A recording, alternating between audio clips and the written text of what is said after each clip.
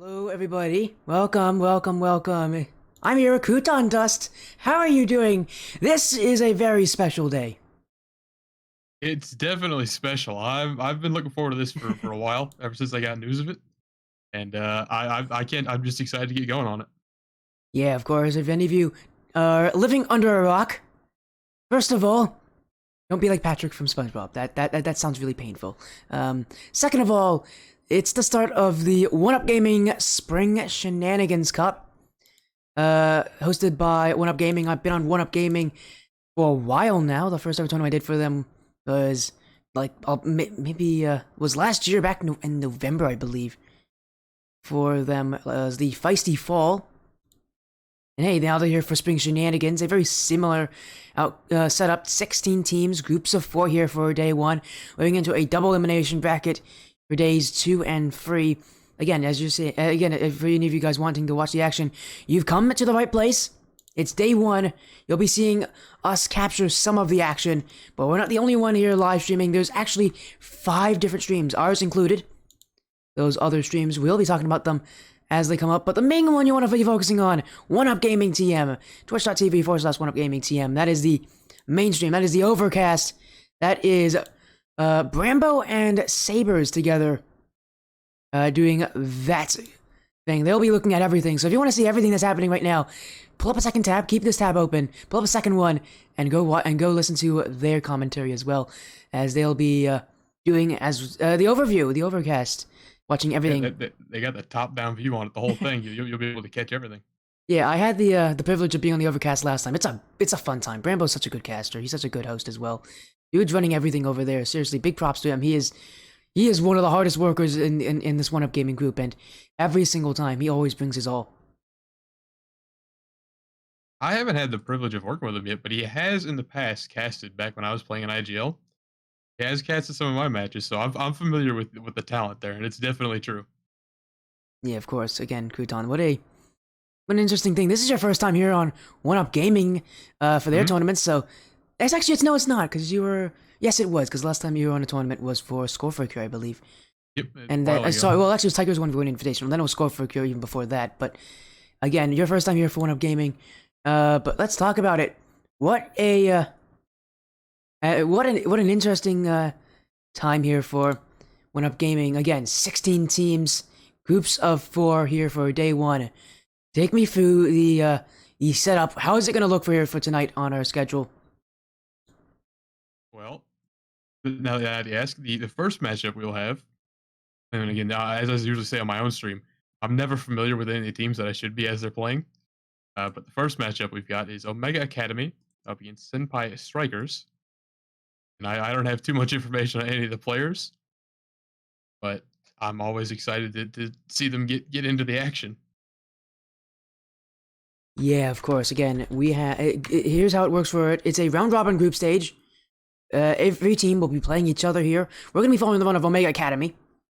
Gonna make sure we get everybody here on stream. Omega Academy will be playing every single series so far on this one. As, again, everybody playing each other. Out of these 4 teams, whoever is last in that group, that will be hit for the tournament run. They go down early.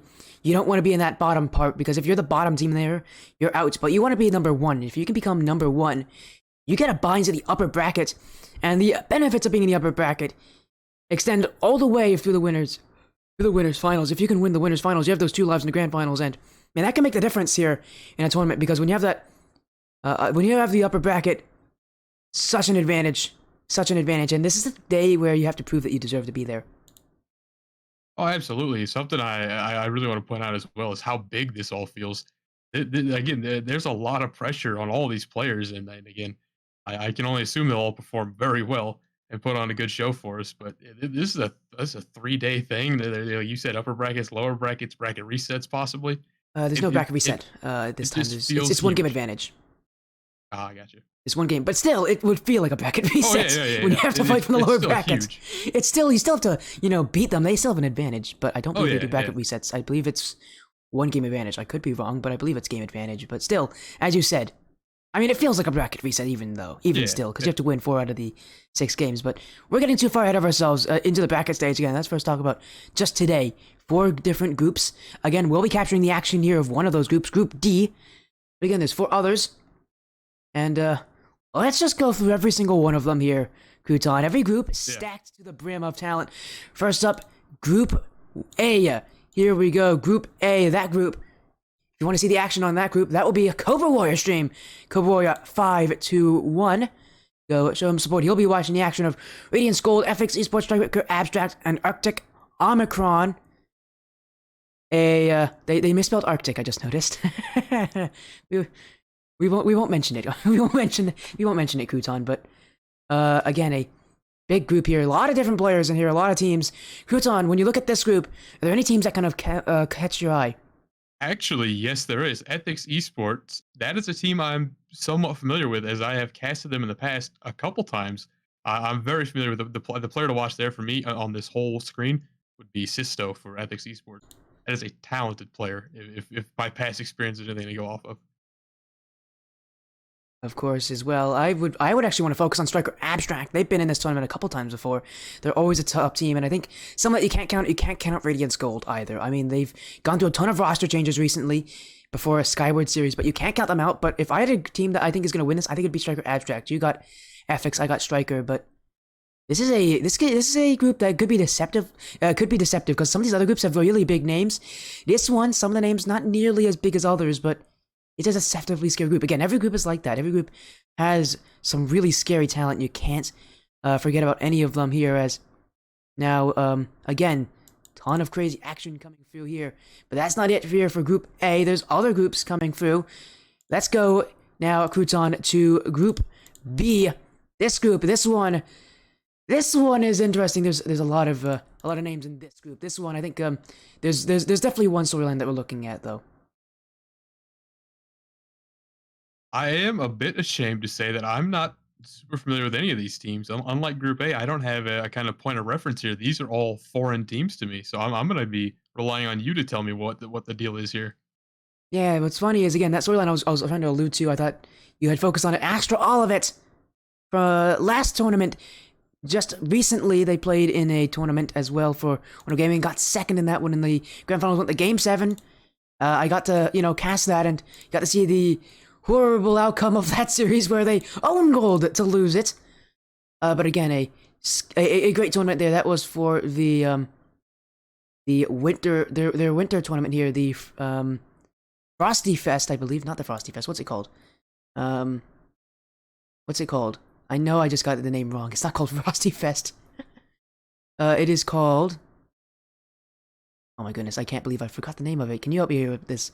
But again, they got second in that. Chili Champions, there we go, not Frosty Fest, although that's a great name for a tournament. They should use that soon enough. But yeah, again, that one, as well as other teams I recognize. ISG Pluto, pretty good team here. They play in the up-and-coming cup. I've seen them a couple times recently. And also a team to be scary of, Stryker FaZe, currently undefeated in the Skyward Series. They've never played in these tournaments, I believe, but this is a scary team. This is their full roster as well. And they're scary. But again, the big storyline, Astra Olivet, they're going to be playing a Royal Crown Gaming Element team, the only representative from Royal Crown Gaming for this tournament. Not the team that won last tournament, but this is still a scary roster, to say the least. Astra Olivet looking to take revenge against the organization that beat them and took them down to in the championship last tournament. Yeah, no, yeah. This Group B here, I'm not super familiar with, but with the story you just painted for us, that's gonna definitely be an exciting one to catch wherever that's being streamed at. And yeah, thank you for letting me know. Again, that stream, Red Falcon stream, go show support Red Falcon SS. He will be live with the action from Group B. So if you want to go show support, again, you can do that, or you can just go to the OneUp Gaming Overcast and catch everything there. That will be on. Every stream will be displayed there. Yeah, the Overcast is sort of a good catch-all. If you're interested in all the groups, you might as well go over there and kind of get a glimpse at each of them. But it's always good to get down to the ground level and get into the individual groups as well. Yeah. Group C now, Crouton. That is the wrong screen there. That is the right screen. Group C. This one, another fun one. This one more so personal, but also relies on the caster there, Zenzivo, another new OneUp gaming caster. He'll be streaming that one on his channel. He'll be there on the Zenzivo stream, Zenzer Zivo. So go some support there as he'll be watching Unknown Esports, Arrowhawks, Team Execute Academy, and Stryker Aquas. They'll be playing out. There's a lot of teams here that I recognize. I could tell you that, okay, here we're going into Group B was kind of the outlier, as I didn't know anything about them. Stryker Aqua is a team I'm familiar with, and specifically, kind of like Group A where I had a player to watch. Watch out for the captain of Stryker Aqua, Clothy. Cracked is the term I would use to describe that player. Well, you can't just talk about Cracked without talking about Blurry. Blurry is insane. Seriously, dude, I believe he's like high champ. Dude has the mechanics of an SSL. He's insane. I don't know how he does it. Recently, he played against Team Execute Academy, and in fact, in a thrilling Game 5, Zenzer will be catching that rematch on his stream.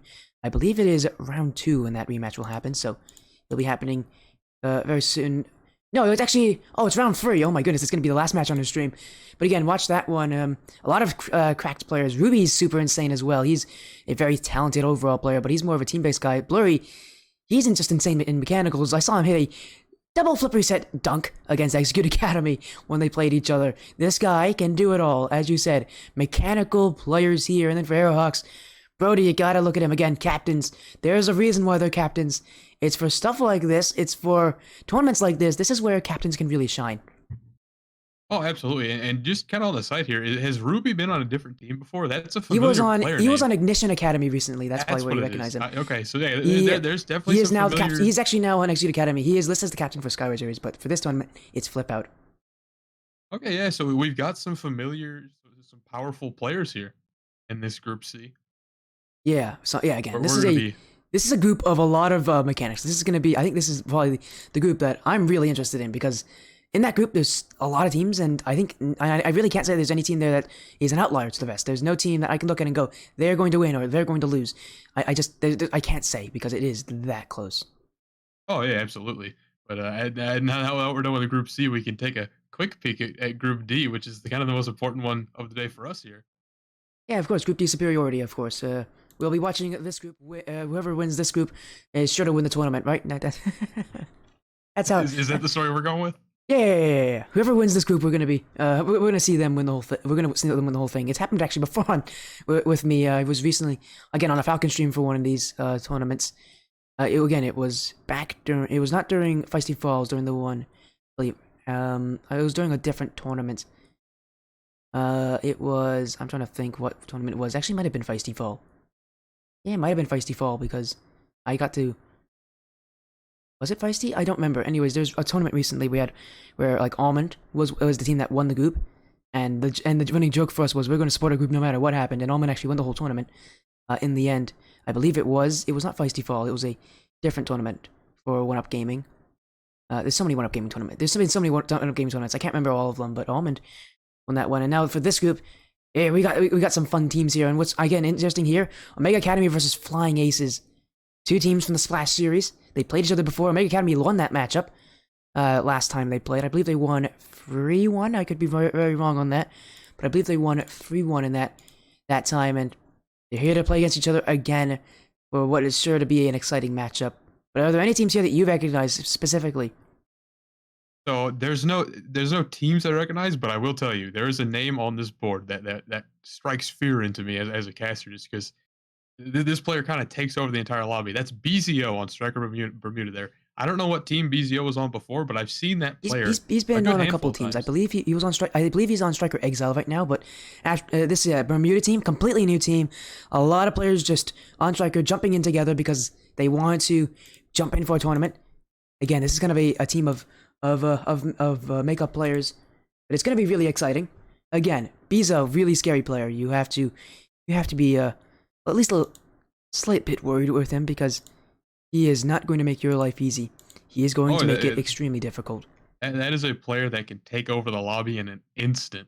And I'm excited that'll be the third match I think that we get to see with that player in there. So I'm definitely excited. The whole way through for this one, all three matches for us are going to be pretty stacked with some exciting stuff. Yeah, of course. And for our first matchup, coming up, Croutondust. Take us through it again. We're going to be focusing on the run here of of Omega Academy, and we'll see how well they do. But overall, it's going to be an interesting night to say the least here, as their first matchup will be Senpai Strikers. This is a team that I always see getting downplayed. They always get downplayed, they always get underrated, and yet they always seem to do pretty well for themselves. They're not a team that I've actually seen, I think, have the capacity to win tournaments, and that's me being honest about them. I haven't seen them really win tournaments. But this is a team that you have to fear. Senpai Strikers are going to be consistent. They're not a team to make mistakes. They're not a team to let things go easily. We're gonna give them the lobby info here in just a moment or two. And again, they're beating Omega Academy here. The first matchup for Omega Academy. This is match 1 of the tournament. This is where teams are gonna come in with those tournament jitters. Oh yeah, definitely. And again, this first matchup here, a little bit unfortunately, is I don't have too much background info. I'm not super familiar with either of these teams. The name Omega Academy is definitely familiar to me. So Yeah, I've got to say, they're coming solid. into it, they might have a little more It could notoriety. be from the run in PCS. They had a run in PCS. It was it was an ill-fated run. They did not do very well. But this is it again. They are a good team. They're a solid team. They're a team of scary players in the Splash Series. They're considered the #1 overall team in their division. There's a reason why. They're solid. They're a solid team overall. As again, for Senpai Strikers, also something to mention about them, they're going to be playing with a sub tonight. That's going to make things even more difficult for them if it couldn't be difficult already. First, you got to play Omega Academy, who's just a well-rounded team. But second of all, you got to come play with your sub, who wasn't even supposed to play tonight. They were supposed to play with Skoy, but Skoy is unavailable. He had a power outage, and so now they have to play with Dawn of Grim. Oh, okay. So a little bit of unfortunate stuff on the side of Senpai Strikers. I think luckily for us though, we get to follow Omega Academy all the way through. As with any journey, it's got to start somewhere, and it'll be starting here very soon against Senpai Strikers. So definitely excited for this one. Yeah, again, that prediction poll now up. It's in its final minutes. Make sure to get your predictions in there. As Crouton, I mean, talk to me about this series. Any team you think has the edge here against the other? Who do you got? Again, I know you don't know these teams super well. Again, I think I've tried to give you info about them, but again, Senpai Strikers, consistent team, Omega Academy, high-powered team, but they can fall to inconsistency. That's the thing about them. They can fall to inconsistency. When they're playing good, they're unstoppable. They're an unstoppable force. There's a reason why nobody can really beat them. But they do fall to inconsistency. They do fall to situations where they lose and they just don't look that good. It's not uncommon for them to have that happen, but overall the team, again, they're consistent. Do you have any team that you think has the edge in this one? I'm thinking just purely based on the little background you gave us that the team captain there for Senpai Strikers is unfortunately out on this one. They're coming in with a sub. I would have to kind of give the slight edge to Omega Academy. And again, that might not be that big of a deal for Senpai Strikers, but I think one thing changing on the day of the match might kind of throw you off mentally as well, if not on the field as well. I would have to give a slight edge to Omega Academy coming into this one. Yeah, I can see why you'd be saying that, as well as Crouton. Man, this has been an interesting night. Have you sent the info to everybody? I'm assuming, right? Everybody's got the info. Shock Laser's been pinged. Good to know. Again, we're just going to be waiting on both of them to join. As soon as they both join, we're going to get this best of 5 started. We have, again, so much action. Let's take one last look at that schedule. Again, 3 matches tonight. We'll be starting with Omega Academy, Senpai Strikers. Then we'll be moving on to see the matchup that I'm really excited for, Omega Academy versus Flying Aces. And then we'll end with Omega Academy, Stryker, Bermuda. The matchup that you want to see, Crouton. It's going to be fun matches all night long. All of them are best of 5s.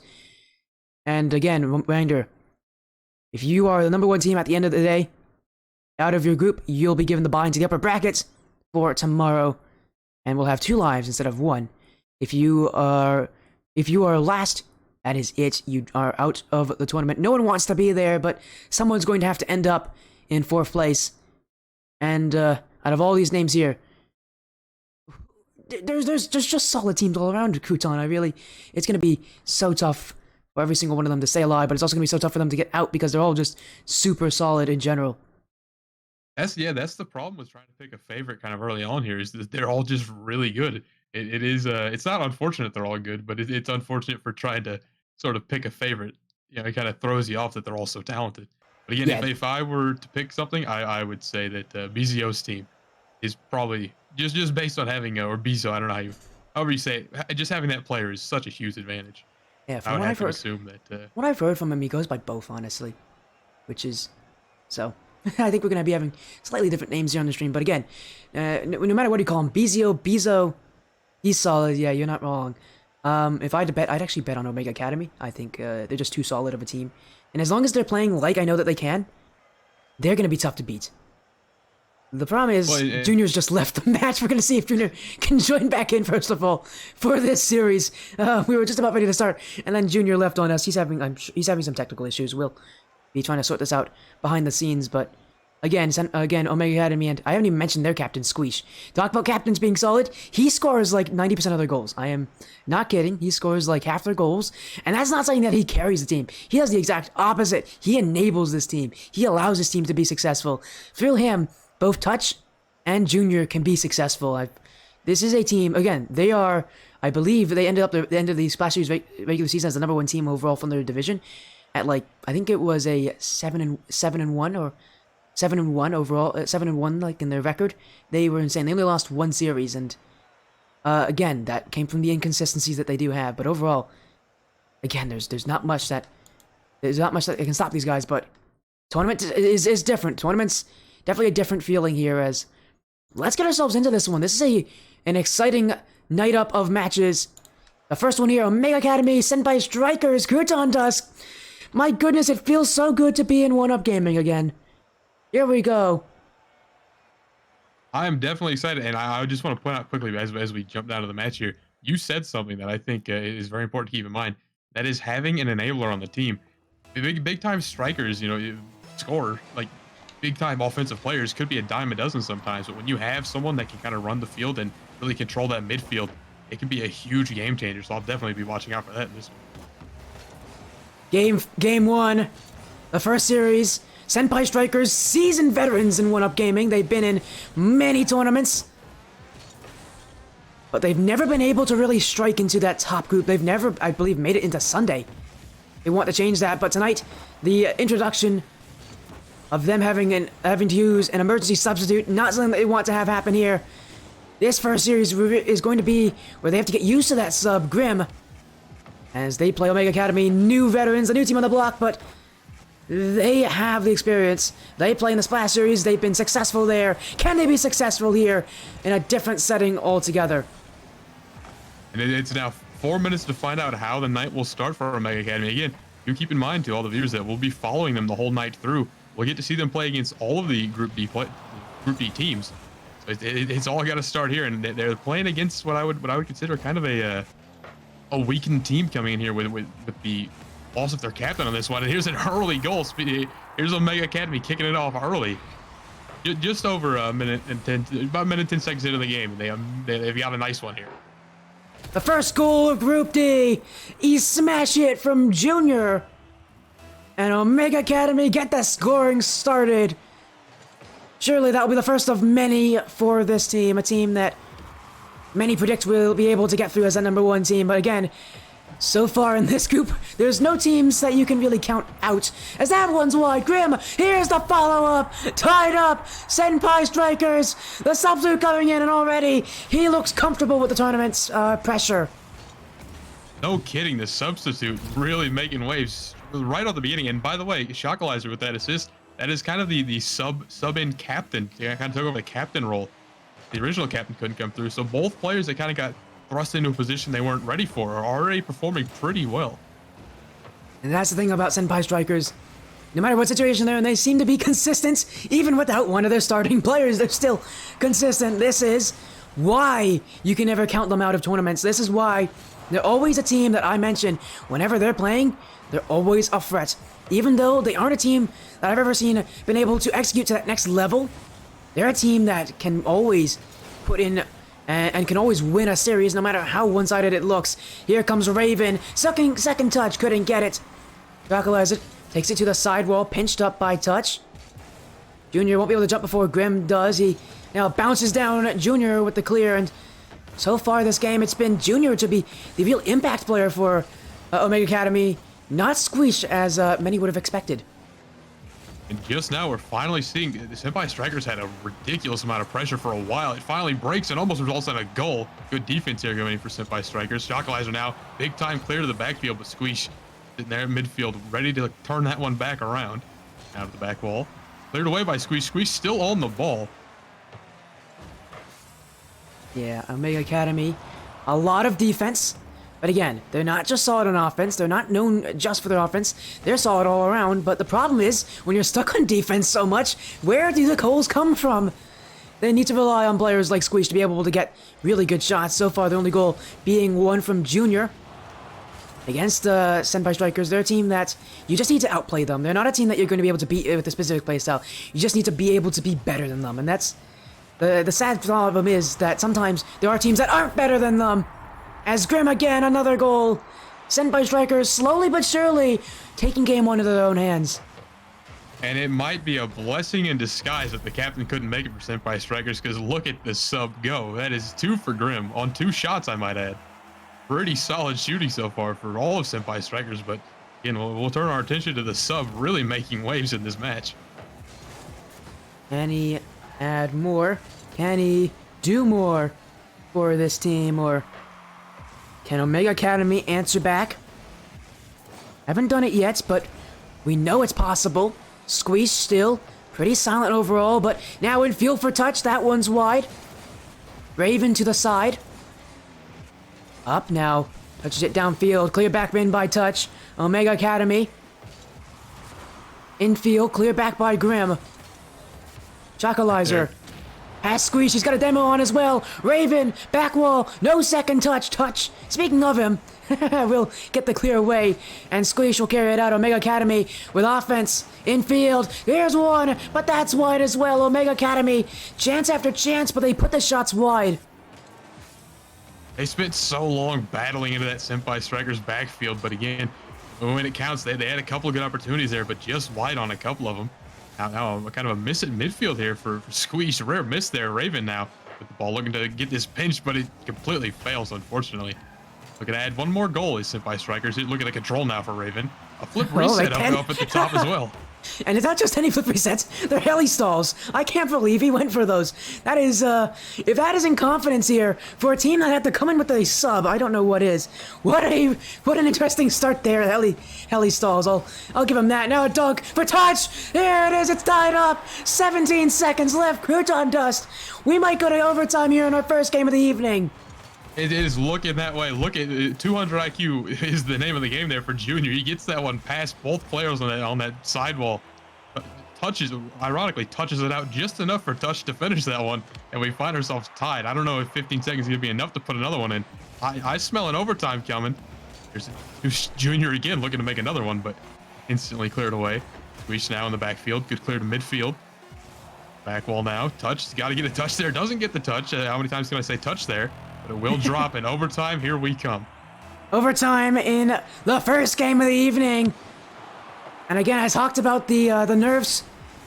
Can Omega Academy, these are a lot of nerfs in game one. Their first time in a OneUp gaming tournament. And already they're on to overtime against a Senpai Strikers team coming with a sub. Dawn of Grim, he's been absolutely incredible so far for them in this game. But can he add one more? Can he complete the hat trick?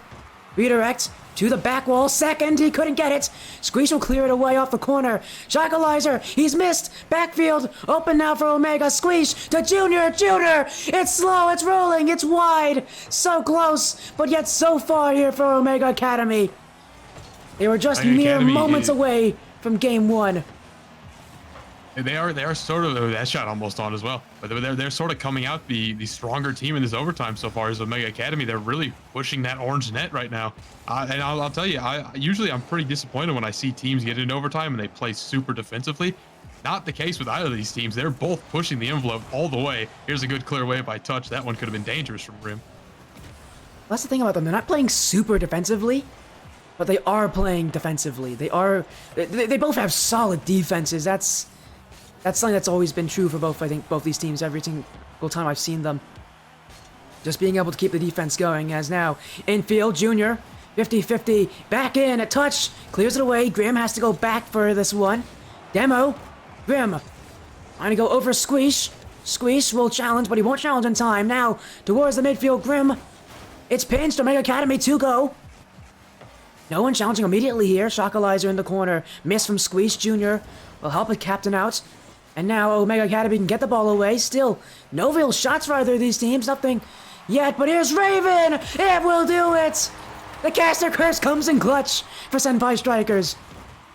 Yeah, well, great timing on that one. Touch almost gets up for this one. I will say I caught kind of a couple nervous maybe mistakes out of Omega Academy. The only player willing to commit there near the end, the last 10 seconds of gameplay, was Junior. Really the only one going upfield. You had 2 players in the net there, just not positioned well enough to save that shot coming in. Yeah, and That'll do it for that overtime. And I've seen them play so many times. By the way, replays. That was an exciting game. You got it? Yes, sir. Yes, sure. Again, game 1 going for Senpai Strikers. A great start to their night, but yeah, as you said, nervous. It definitely looks nervous for Omega Academy. This is a team, they're known not just for defense, but for offense. Their offense never really got itself started. Squeeze, completely silent. And he's the player I told you to focus on. He is the guy who scores, as I said, like half their goals. And this has not been the start that you expect from a player like him. You expect a player like Squeeze to be putting in more shots than just one. Oh, that's true. Yeah, I was really expecting Squeeze to kind of be the huge difference maker, but Touch really, as you can see there on the scoreboard, Touch was kind of a strong player for Omega Academy on that one. And of course, the miracle sub of Grim coming in for Senpai Strikers. Couldn't have had a better performance to start the night out for him. Could not, in any possibility, have had a better start than that. But now we move to game 2. Can they add another game? Or, again, the question of Omega Academy, we know what they can do. And they add more. Squeeze. Towards the back wall. Raven, not a strong touch. It's in front of the net here. Grim will clear it out, but 2 commit for Senpai Strikers. Squeeze off the corner. Infield, Raven misses! And this one on the line. No shot coming, still bouncing on. My goodness, that was close. Squeeze almost his first goal of the night, but unfortunately denied by the 4th defender. And a bit of a mess on that goal line. You know, Omega Academy might be kicking themselves for not taking better advantage of that one. They're starting out hot, I'll give them that much. They're all over the orange net, currently in their own corner, but I imagine they'll clear it away if Grim doesn't completely 1v3 them here. He's working on it. Cleared away, though, by Squeeze. Now Squeeze getting involved in the way we thought he might last match. Here's Raven up to clear it away. Good touch down to the midfield. Now Touch. Ooh, beat over the top. Raven completely dunks him. Touch didn't see the dunk coming. And now, offense for Strikers, but Junior clears it. Backfield open, down to Touch. Touch with the doink. It's wide. Again, the final shot for Omega Academy. That's where the issues come. Yeah, they lack finishing power is what I'm really noticing. They can get down the field and set up a lot of pressure, but it's just that final touch they need never really comes through. That's ironic with a player named Touch on the field. They just can't get it in. I have a feeling we're going to be making Touch Junior, jokes all day long, aren't we? Because he's going to be here for every single match, so don't expect any shortage of them. Squeeze. Clears it. Chocolizer. Ooh, he just balled his own teammate there with that touch in towards the corner. The Senpai Strikers are prone to double commits. That's expected. The team that, again, is having to play with a sub, but a couple of double commits have been worrying me so far for them. Especially since Omega Academy could definitely take advantage of those as Chocolizer bounce its way downfield. Squeeze. Past Raven. Touch. Gets a bump. Now Junior. 50-50 with Grim. Touch now holding control. Omega Academy trying to break their way downfield to get the first goal of this game. 2 minutes have passed. Still no goals for either of these teams, and I have a feeling it's going to be defensive all night for both of them. I completely agree, and it's amazing how equally matched these 2 teams are. Again, they had overtime, a pretty decent overtime in game 1, and now holding each other at 0 for over half the match so far, just now half the match. See if Raven will be the one to change that around, but look, the clears immediately come in. It's just a battle in midfield most of the time for these 2 teams. As infield for Junior! That's the first goal! Omega Academy. A pass from Squeeze sets up Junior, and I thought it was going to be Squeeze should be the main striker, but it's been Junior so far. He has been the player to look at. Oh, absolutely. Junior has kind of been the standout player. Again, we saw game 1. So, a nice scoreline for Junior. Not enough to get the win on the match, but looking good so far from Omega Academy. This one now not looking so good. Good clear away again by Junior. What are the odds there? 200 IQ, really. I said it before. 200 IQ is a great title. That is a smart and talented player. Kind of keeping Omega Academy afloat right now. Squeeze around the corner. Infield pop, but no one there. Junior misses this, but Squeeze will help our teammate out. Chocolizer, oh, he gets a dunk here. My goodness, Squeeze couldn't get to it. Now Junior, panic play. Grim can bring it up. Second touch potential. In towards the net. Chocolizer, it's wide. Chance there. The double tap came through. But the final shot, it was just a little too difficult, a little too close to the net for me able to tuck it under the bar. Omega Academy keep their lead, but with it only being 1 goal, it will always be in jeopardy. That's why they're going to add a second one here. Squeeze will get his first goal of the night. Once again, the caster curse coming in clutch for one of these teams. Oh yeah, absolutely. And this is kind of the mark of how close these teams are. It was just one clear that completely derailed Senpai Strikers there. They were on the goal line. You saw that ridiculous dunk over the top from Chocolize earlier. It just cleared through the backfield, and it was just one open net. Nice little passing play coming in, though. Here's Shocklizer again. Woo, a rare miss for Shocklizer, leaving Raven to take an awkward 50. Now, Junior, another rare miss for Junior now. The lobby's starting to maybe slow down a little bit here. Yeah, at this point, you're starting to see the teams trying to pick up that pace. I mean, I will say, it hasn't picked up as fast as I know these teams can bring it in. But again, the nerves probably have something to do with that, especially with the situation that both these teams in. With one of them being with 3 players who are completely new to this kind of tournament structure, and another one having to play a completely different roster that was completely unexpected from what they thought was going to come. As now a dunk from Junior, trying to go backwards. He's actually got the touch in field here, looking for Squeeze. Raven will beat him out. Touch back towards the nets. That will be a third for Omega Academy. They take advantage of the poor touch from Raven, and now poised to take game 2. And they're poised to take it in a big way. This is kind of a commanding lead, and again, it feels like it's a lot closer than 3-0, but look at the scoreline. Again, 3-0 is a pretty solid win here. Touch finally living up to the name, though. Here's Raven. Raven's control has been pretty impressive the whole way through, but not really resulting in any goals. Look at Junior with the early dunk there. Up on this one again, towards the net. Shocklizer should have an easy save there. Good clear away. Yeah, again, Junior just seems to be kind of the life force of this team right now. As infield, that one, from Junior, saved by Dawn of Grim. Raven, a light touch, he can clear it up. Looking for Dawn of Grim towards the net. Pinched away. Follow up, stopped by touch. Omega Academy had a nervous game 1, but game 2 definitely looking a lot better as in comes Touch playing Enforcer. And it will be a 4th goal to end off the scoreline here. 4-0 in favor of Omega Academy. And they are definitely looking very good coming out of this one. Coming into the next game, they're tying up the series here for sure. This is a absolutely commanding lead they have over this whole win. Over this match with this win. 4-0 is pretty good, I would say. Yeah, only pretty good though, Crouton. Only pretty good. Game 1 went to Senpai Strikers, but game 2, Omega Academy had something that they wanted to say. They wanted to say, hey, we're still here. We still have everything that it takes. And we are ready for game 3. As again, those nerves gone. That was the thing you saw from game 1 from them that they needed to fix. They've definitely done that, and they just look at how much better they look. They look so confident now. They look ready to take on anybody in front of them. And right now, that team in front of them is the Senpai Strikers. Game 2 goes to Omega Academy. Now on to DFH for game 3. We'll see if this game can switch back and forth, because it definitely has the tendency that it could do that, or maybe Omega Academy, again, with their confidence coming in, they'll add another. I do think that this game 2 might end up being some kind of outlier. I think this next one and the ones following, hopefully coming into a game 5, be a lot closer than this 4-0. I think this will be kind of the major difference. And by the way, you see Junior again there, the big player on top for Omega Academy, really getting it done on both sides of the field as well. Yeah, he just seems to have that. Again, he is the life force. It's usually Squeeze who is the kind of it's the player that you look at and you go, ooh, but it's actually Junior right now who seems to acclimate so well to the tournament surroundings. Game 3, Omega Academy looking like they're getting better and better every single time they're on this field. And they add another one to their tally, get themselves to match points. This game will be important for them. As here we are, 5 minutes on the clock, complete reset of the scoreline.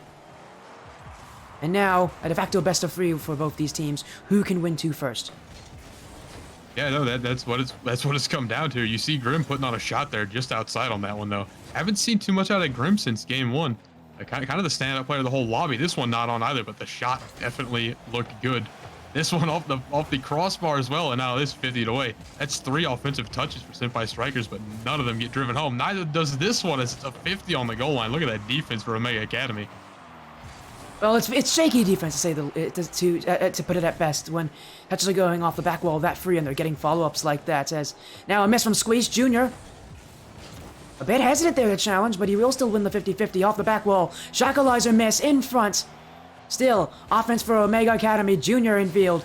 Cleared away. Squeeze now towards the corner. In front, touch misses this Raven with control. Challenged by Squeeze. It will still roll in Raven's favor. Flip reset. He's got it. He could use it. He could get the dunk. Crossbar in front. Oh, it's wide. Oh my goodness, that was close there. The flip reset dunk from Raven. But now back the other way is touch saved by Raven here. Back and forth. This series has been marked by a bit of silence from both these teams, but not this game. Not right now. Now, this series has been absolutely blown wide open with this super explosive offense, rather, for both teams so far. And Raven now trying to get some offense going. 50 to 2 commit for Omega Academy. That might have been disastrous, but fortunately for them, Senpai Strikers sitting comfortably in their own backfield for now. Out of midfield, Raven won't be getting a touch on that one. Shackleizer will, but now it's squeezed with a somewhat interesting clear here, all the way down to midfield. But of course, it's right there to Grim. Yeah. Senpai Strikers, a demo. They don't go for that often. They're not a huge demo team. Another double commit from Omega Academy. That's a little worrying. A team like them, whether they have to keep really good organization, double committing. You can tell that they're starting to fall under the pressure here of Senpai Strikers as Strikers putting on some incredible offense. A bump now. Shot in front. Dawn of Grim with the first goal here. Almost halfway through the game. The bump came through from Raven. And that opened up the net for Dawn of Grim to score. Miracle Substitute finally puts their name back on this match. It's been a while since we've seen some impressive stuff out of Grim.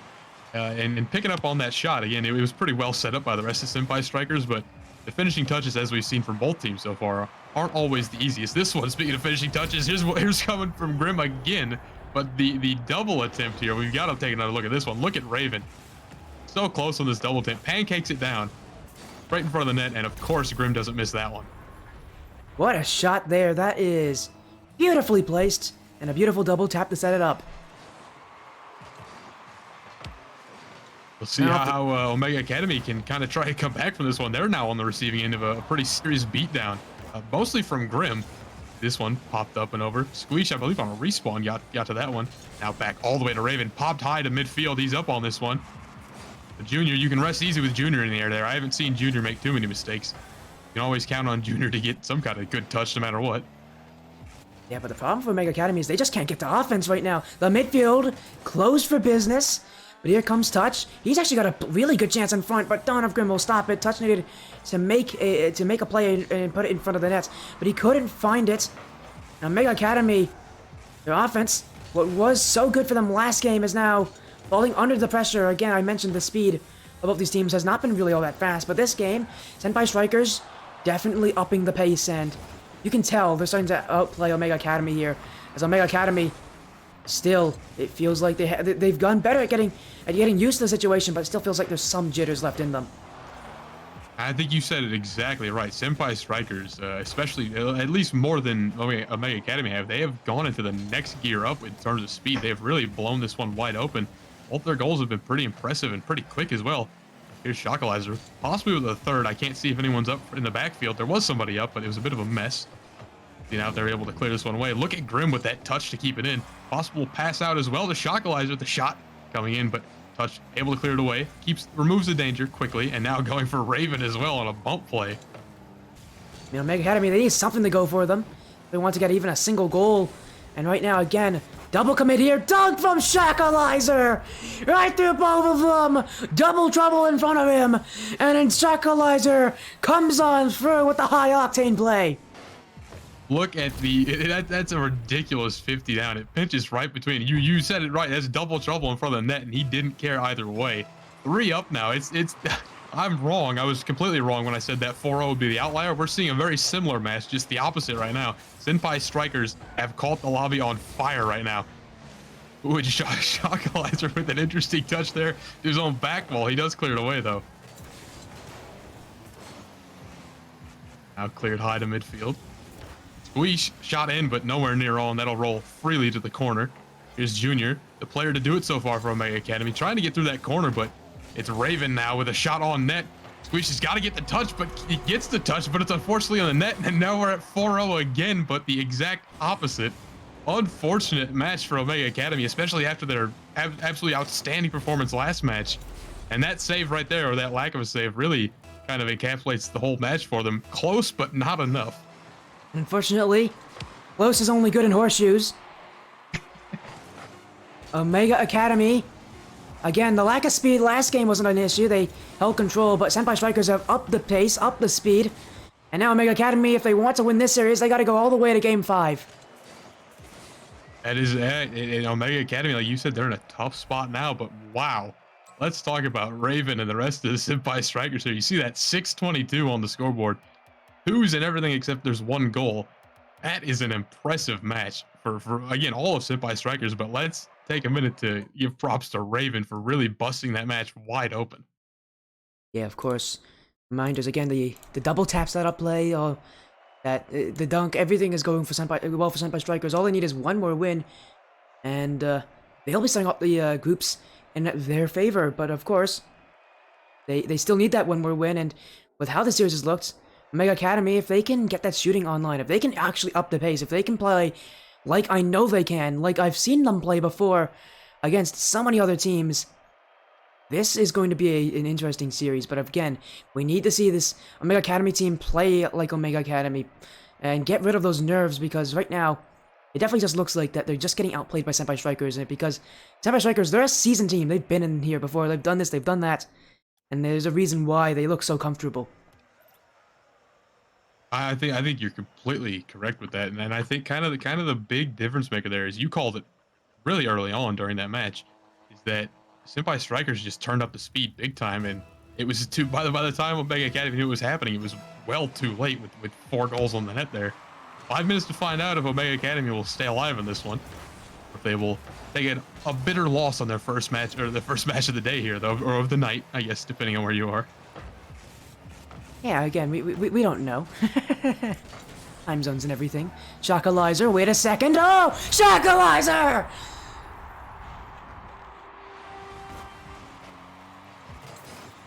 We've got to take another look at this one. The placement on that. I don't know how much of that was on purpose, but what a goal. Shockalizer, true to the name, shocking the entire lobby, I guess. Starting out hot on this one. And Touch has a free goal, a complete contrast to Shockalizer's goal, but it's equal on the scoreboard. Shockalizer pulls out the ridiculous shot, and this one kind of just free past the midfield mess on the field there. Again, 2 contrasting goals, but they equal the same on the scoreboard. Yeah, it doesn't really matter ultimately in these tournaments. You can score great goals, but wins matter more than goals do. I'm sorry. But being on the top 10 place at the end of the tournament won't get you money. Being in the top 3 will. And that's what both these teams, they'll get their goals however they can. Whether it means that they have to put in the effort that Shockalizer has, or whether it be from a kickoff goal, they all matter the exact same. And while goals can be pretty, they ultimately can also bring money. And I hate to say this to you guys, I like pretty goals, but if I'm playing on this field, money sounds like a pretty good thing to trade for. As now in front, Touch, looking for the clear, Shockalizer back in mid, cleared back by Junior, a scary play in front of the net, but Omega Academy get it wide, but again, still looks very reminiscent of last game. They just seem to be just a little bit slower than Senpai Strikers right now, but they do get the ball away. This is better than last game. Oh, they're definitely keeping pace now, at least a little bit. Of course, the tied game might give you that impression as well. But I think speed-wise, they're slowly acclimating here. They're not getting outplayed as much as they were. This one could be dangerous though, as it touches the bevel there. Touch. Speaking of touches, doesn't get that touch again. I'll say touch 3 times in a row again. It's 50 down for Squeeze, but the shot in for Shockalizer again. I thought this was a good 50. It goes right out to Shockalizer though. No, it wasn't a very well-placed 50. Squeeze could have done better on that, and especially with both his teammates moving up. When you go for a challenge like that, you have to be goal side if you're going to win it. He was not goal side. He pinched it straight out towards the midfield, and now a third one here right off the kickoff for Senpai Strikers. They keep adding more. Omega Academy starting to lose their control here. This is where our team needs to try to reset, because right now, things are not going the way that Omega Academy wanted to. Reaction time of Grim on that one was something I was impressed by. I never hit that shot. If it's bouncing like that, I'll at the best, I would hit the crossbar with that, but perfect reaction speed on that. Well, there's a reason you're casting this tournament.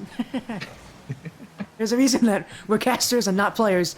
It's because exactly. I would definitely miss that shot, and we all know that if the casters can't hit it, we definitely can. What a shot from Chocolizer! Speaking of shots you can't hit, Chocolizer, once again, another electrifying play here as he drops this one under the bar. He's going the wrong way towards the net here. He's going the wrong way for that shot, but he still puts it in the back of the net. Evidently, you cannot beat Chocolizer. This player has come alive in this just now in this match. I haven't seen too many impressive plays out of Chocolizer. He's been on some pretty important plays so far, but this is all Chocolizer in this game 4. It's very impressive showing. That one, the shot coming in, but the two Omega Academy defenders in front of that net were able to keep that one out. That's what it's going to take, I think, to keep Chocolizer out, is just stack your net. Unfortunately for Omega Academy, that's not a good play. They need 3 goals and they need them quick. As Chocolizer looking for the clear. Touch back in. Dawn of Grim down. Raven waiting. He'll get a touch on this. That's actually going towards the net. Junior will get a stop for a player like Junior, who's been really the most successful option for Omega Academy this game. And last game he's been completely shut down. The offense of Omega Academy relied too heavily on Junior, in my opinion, and they're starting to pay for their bit of one-dimensional play upfield. You are exactly right. Again, once their star player isn't starring so much anymore, they're in trouble. No one's been able to step up now that Junior has been kind of shut down by Senpai Strikers. No one on Omega Academy has been able to step up. This one's sent to the back wall. Shot coming in. It's not in yet, but it's hanging there, and it will be in for Grim. He gets there just in time to finish that one out. I like that verb, starring. Up on that as well. I like that verb, starring. You gotta coin that one and keep it somewhere. Speaking of stars, Dawn of Grim. Again, coming into the sub, we had a lot of questions about Senpai Strikers before this. We did not think they were going to win this series. In fact, we had a lot of setbacks, but my goodness, Dawn of Grim coming in, playing for Skoy, out of nowhere, and he looks comfortable. And that is rare for players so new to a situation like this. He looks like he's just a starting player for Senpai Strikers. Like you said, he looks as comfortable as can be. If I wouldn't have known before the match, I would have said he was there. He was always a starting player. Here's one for Raven now, 6-1. The gap keeps widening as we're talking about the sub for the very team that's widening the gap. Look at Raven with this shot. Sometimes when you go for flip resets, the ball runs away from you. It hits the middle of your car and it just bounces its way off. An interesting situation. Senpai Strikers now lead 6-1. Surely now this series is theirs. Surely Omega Academy cannot come back from a lead like this. If not, Senpai Strikers looking to add another, looking to make it 7-1. But Omega Academy, a lot of things to talk about in this series that have gone wrong for them. And I think it just comes for them not being tournament ready. I think you might be right with that. This one almost in for them, but again, look how I think Senpai Strikers is kind of in pole position here to take the entire group stage today with the way they're playing. I can't imagine even my sort of fan favorite BZO might not be able to hold up too well against how Grim and the rest of Senpai Strikers are playing right now. I think Grim might have earned himself a spot on the starting lineup based on this performance. Well, the question is if well, again, the thing is, he's just their sub. Remember, they have a starter, and that starter's their captain. So. Yeah. So if who should be their best player is out, I mean, he's not really their best player. Everybody, this is a team of 3 solid players. Now 4, I guess, with Grim added onto it. But if their captain out, with their literal team leader out, that's a bit scary if they're going to play this well. Because again, as I said, they're a team that's consistent. They're not a team that's going to win tournaments. Well, maybe I gotta retract that statement because right now, they're ready to bring the fight to many of these teams here. Many teams in this tournament extremely new to this kind of situation. And that means teams like Senpai Strikers, the experience can come in handy, and it has come in handy here, as they'll win this series 3-1. That is, I mean, if you're asking me, they are in absolute prime position to just, I mean, tear through the rest of the group stage. Chocolizer finally coming alive was really good to see as well. And Grim there, surprisingly on the bottom, but look at the scoreline for Grim even being on the bottom. 2 goals, 2 saves, on 2 shots, by the way, shooting 100% is Grim, as always, shooting very well. That is a strong team, and they have definitely come to play today. And if I were anyone else in this group stage, I would be worried. Well, that's only our first match of the night, so we have a second one coming. It'll be Omega Academy versus Flying Aces. I know a lot of the Omega fans are going to be happy with that because that's a rematch from the Splash series. That's going to be extremely exciting. Well, you'll be seeing that matchup in just a few minutes.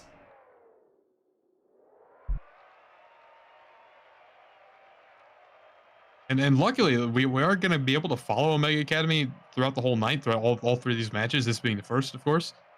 But we're going to be able to see if they're able to bounce back from this, and I'll try to do my my honest best to keep everybody updated as well on where Senpai Strikers are going from this, and as well as the rest of the Group D stage here. We'll try and I'll try and keep everybody up to date on where each of these teams are going. Of course, you don't need too much help with Omega Academy since we'll be seeing all of their matches. Yeah, as well. Oh my goodness, I accidentally muted myself. I'm back. Hello, everybody. Sorry about that. I can't believe I did that. But again, what a matchup. Yeah, as you said, that's only series 1 of 3. Our next series, Omega Academy versus Flying Aces. Again, you may not know these teams super well. By the way, Sneaksy, I did see that those bits from you. Thank you for the bits. It means a lot. Again, you may not know these teams super well, but we do. But I do. And it is Flying Aces are incredibly strong. This is a good team. This is a team that where they played each other before for the Splash series. Omega Academy won that series last time. That was when Flying Aces were known as Damage. Now again, Flying Aces, as I mentioned before, this is a team of offense. This is a team with crazy offense, and if they can come in playing with that kind of play style, well, Omega Academy has actually played. I think actually Flying Aces might actually have an advantage in this series because the offense of Omega Academy has not been amazing. What's the name of the co-caster? The co-caster is Croutondust. Go show him support on his Twitch, Croutondust _. Great guy. I do think, by the way, again, you kind of just touched on it now, but I'm very sort of grateful that we get to see the rest of Omega Academy. That's the team we have to follow. I think it'll be a great story if they're able to kind of clean things up, because there's definitely a lot to clean up on, especially the offensive side of things. So that, like you said, is not really able to get that final touch on most of the time.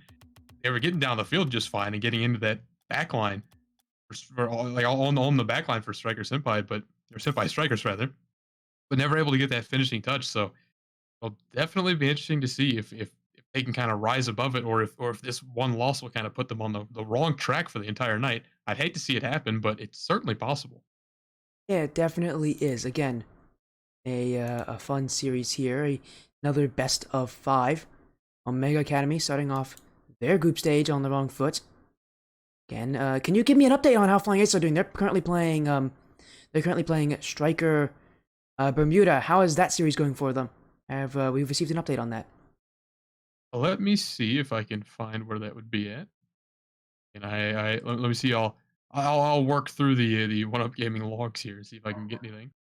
Of course. I do apologize as well if you can hear anything in the background. There's currently I heard a dog.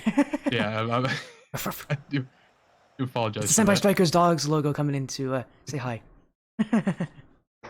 The logo's a dog, and the dog's now apparently in Croutondust's house. I see Crouton here is engaging here in a bit of a spoiler system. No, I'm joking. Again, while we currently get the result from Flying Aces versus Stryker Bermuda, man, this has been a crazy tournament. Again, so many matchups in this first week coming, and really, it's only the start of the action tonight. There's so much more coming. Oh yeah, a lot more coming. And again, I don't see any updates on the Flying Aces match currently. I guess we'll know by the time the match gets going against Omega Academy. But I will give me just a few minutes. I'm gonna go handle something so that maybe the interruptions from as you said. What's the tournament Discord? It is let me send it to you. It should be there's a timer for it. But the tournament Discord is OneUp Gaming it's their Discord. Again, there should be a timer actually for it. Again, we're gonna make sure we set up for our next matchup. Again, we're not really on a time constraint here, but we do have a somewhat of a schedule. Let me get it for you actually. Let me get the OneUp Gaming message. There is, again, a Discord server that you guys should join for future tournaments and updates. There's also a prediction poll up. There's also a donation link. If you want to donate to make the prize pool bigger, go do that. please, it's definitely recommended to go do that because, again, there's so many crazy matchups. But again, remind you guys, some crazy round 1 matchups. We had Ethics versus Stryker Abstract. We had Astro Olivet RCG Elements. We had Execute Stryker Aqua is a pretty crazy matchup. Radiant Gold playing Arctic Omicron. There are some good matchups here. And a lot of really good teams in this tournament. As Crouton, again, is still looking for some updates. How's it going? It's going good. Crouton, have you found any updates on the other matchups that have happened around the league? I can give you some updates from around the league, but not necessarily in our unfortunately not in our group D. I haven't seen anything come in. We do have, and unfortunately, there's a forfeit from one team. I don't see what team that was, but there was a forfeit early on. Unknown. Let me. I'm kind of Ethics, by the way, the team I pointed out a little bit earlier at the very beginning. Did get swept by Stryker Abstract, so a little bit unfortunate on that one. I did mention Abstract, insane. They're a great team. Yeah. You need to be scared of these guys. These guys are probably the favorites to win their group. Just to say, they're probably the favorites to win their group. They seem to do it consistently. Now, they've never won a tournament. They usually make the final day. They don't. They do seem to have issues with the final bracket though. Groups seems to be fine for them. They do really well in groups. Final bracket seems to be a different question for them, and unfortunately, you kind of need to be good at both if you want to win tournaments. And so, well, this is a good start for them. They still need to add more. That's the thing about it. There's still a lot more work to be done. I do have a bit of bad news because these are two sort of fan favorite teams that have got swept. Astral Olivet has been swept by Element. Oh, they lost in a sweep. My goodness, that is a surprising match with how well these guys play, with how consistent they are. I can't believe it. They got swept. They were not able to get the revenge against RCG. Royal Crown Gaming take another win against Astral Olivet. They just cannot seem to. I think we found the kryptonite. It's Royal Crown Gaming teams. And then there was also another sweep on what I assume is sort of a fan favorite. ISG Pluto swept by Stryker FaZe.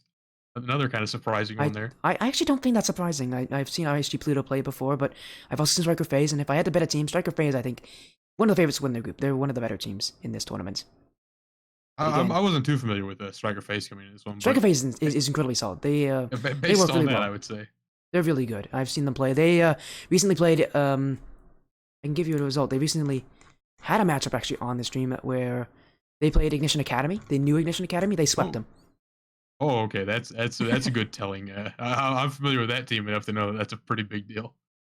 Yeah, they're good. They know what they're doing. They're a team of really, really strong results as well as again. Oh, hold on. Yeah, I have given you bad reporting. There is an update on Flying Aces. They were swept by Stryker Bermuda. Ooh, I didn't see it at first, but that is the update on Flying Aces. So 2 teams that have taken a loss are coming up here on our very next match. So Stryker Bermuda. Now we want to know right now. Their next net matchup will be the Senpai Strikers. We're going to be watching both the 0-1 teams playing each other. It'll be Omega Academy versus Flying Aces. This is going to be interesting. Again, a rematch from the Splash series. Both these teams played each other recently for that series. It was a win for Omega. Again, they only had 1 loss in that league, and it was not to Flying Aces. Flying Aces, they can beat them because the thing about Flying Aces is they have a really good offense. They have one of the strongest offenses. One, Omega Academy's offense is actually considered even better, and their defense is also just really good. The problem is their offense good enough? Omega Academy have come out, and their offense does not look good. That's definitely a little bit of a worrying promise for them if their offense cannot produce, because unfortunately you really need offense if you want to make it through these kind of groups. It's going to be really difficult for them. Now, that number 1 seed not out of that number 1 seed argument, but it's going to be really difficult for them. They basically need to hope that whoever wins the other matchup loses in the next round, and if that team is Stryker Bermuda, they actually control their own destiny. I will say, I kind of had a little bit of a call. I did see earlier BZO was in your chat doing a little bit of scouting. I don't know if you caught that, but BZO evidently putting in some work already with that 3-0 on Stryker Bermuda. Or he's on the team Stryker Bermuda who 3-0'd Flying Aces. Let me clarify just so I don't confuse anybody with my weird way of speaking. Again, yeah, we're just waiting on Flying Aces to join in here for their second match of the night. Omega Academy, Flying Aces. These teams have had bad starts, to say the least, but there is still some to come here. As again, we're just waiting on Flying Aces. You sent them the info, I'm assuming, right? Yep, info is sent out. Well, and again, we're going to have replays every single matchup, so we're going to get some stats for you guys for some of the next days to come, as well as getting you some clips. We are going to get some clips as well, so again, pay attention. If you want to see any of the action here, go to the OneUp Gaming stream at OneUp Gaming TM to see all the action. Again, we'll be staying with Group D, watching the run of Omega Academy, seeing how well they do in their groups, and if they can get out of their groups. Now the question, now that they've lost their first series, really, the loser of this, Omega Academy have to play Stryker Bermuda after this. Flying Aces would have to play Senpai Strikers. Nobody really wants to play either of those teams. They're going to have to. And if you want to play against those teams, being 1-1, that will give you the best possible opportunity to get yourself out, because all you have to do is then play decently, and game differential can help you out here. I do want to point out we're watching a pretty important match for both of these teams. Nobody wants to go 0-2 to start out with. One of these teams, unfortunately, is going to have to. So there's a lot of tension in this one, but also in the same Group D, you know the two teams that are duking it out right now are both pretty talented. You got Senpai Strikers and, of course, BZO's team there duking it out. I can only imagine how that one's going to turn out. I'll have updates as soon as I can, but I imagine it's going to be a bit of a fist fight on the field. Yeah, I'm sure that series, absolutely incredible. But again, we're waiting on Flying Aces. Hopefully they do join. Again, make sure to keep messaging them for me, Croutondust. We're trying to connect with these guys as quickly as possible. Yep. Again, there's not really a schedule, but we're trying to keep ourselves on track. And right now, that is Juicy Duck, right? That is Juicy Duck's team. Yes, let me ping once again.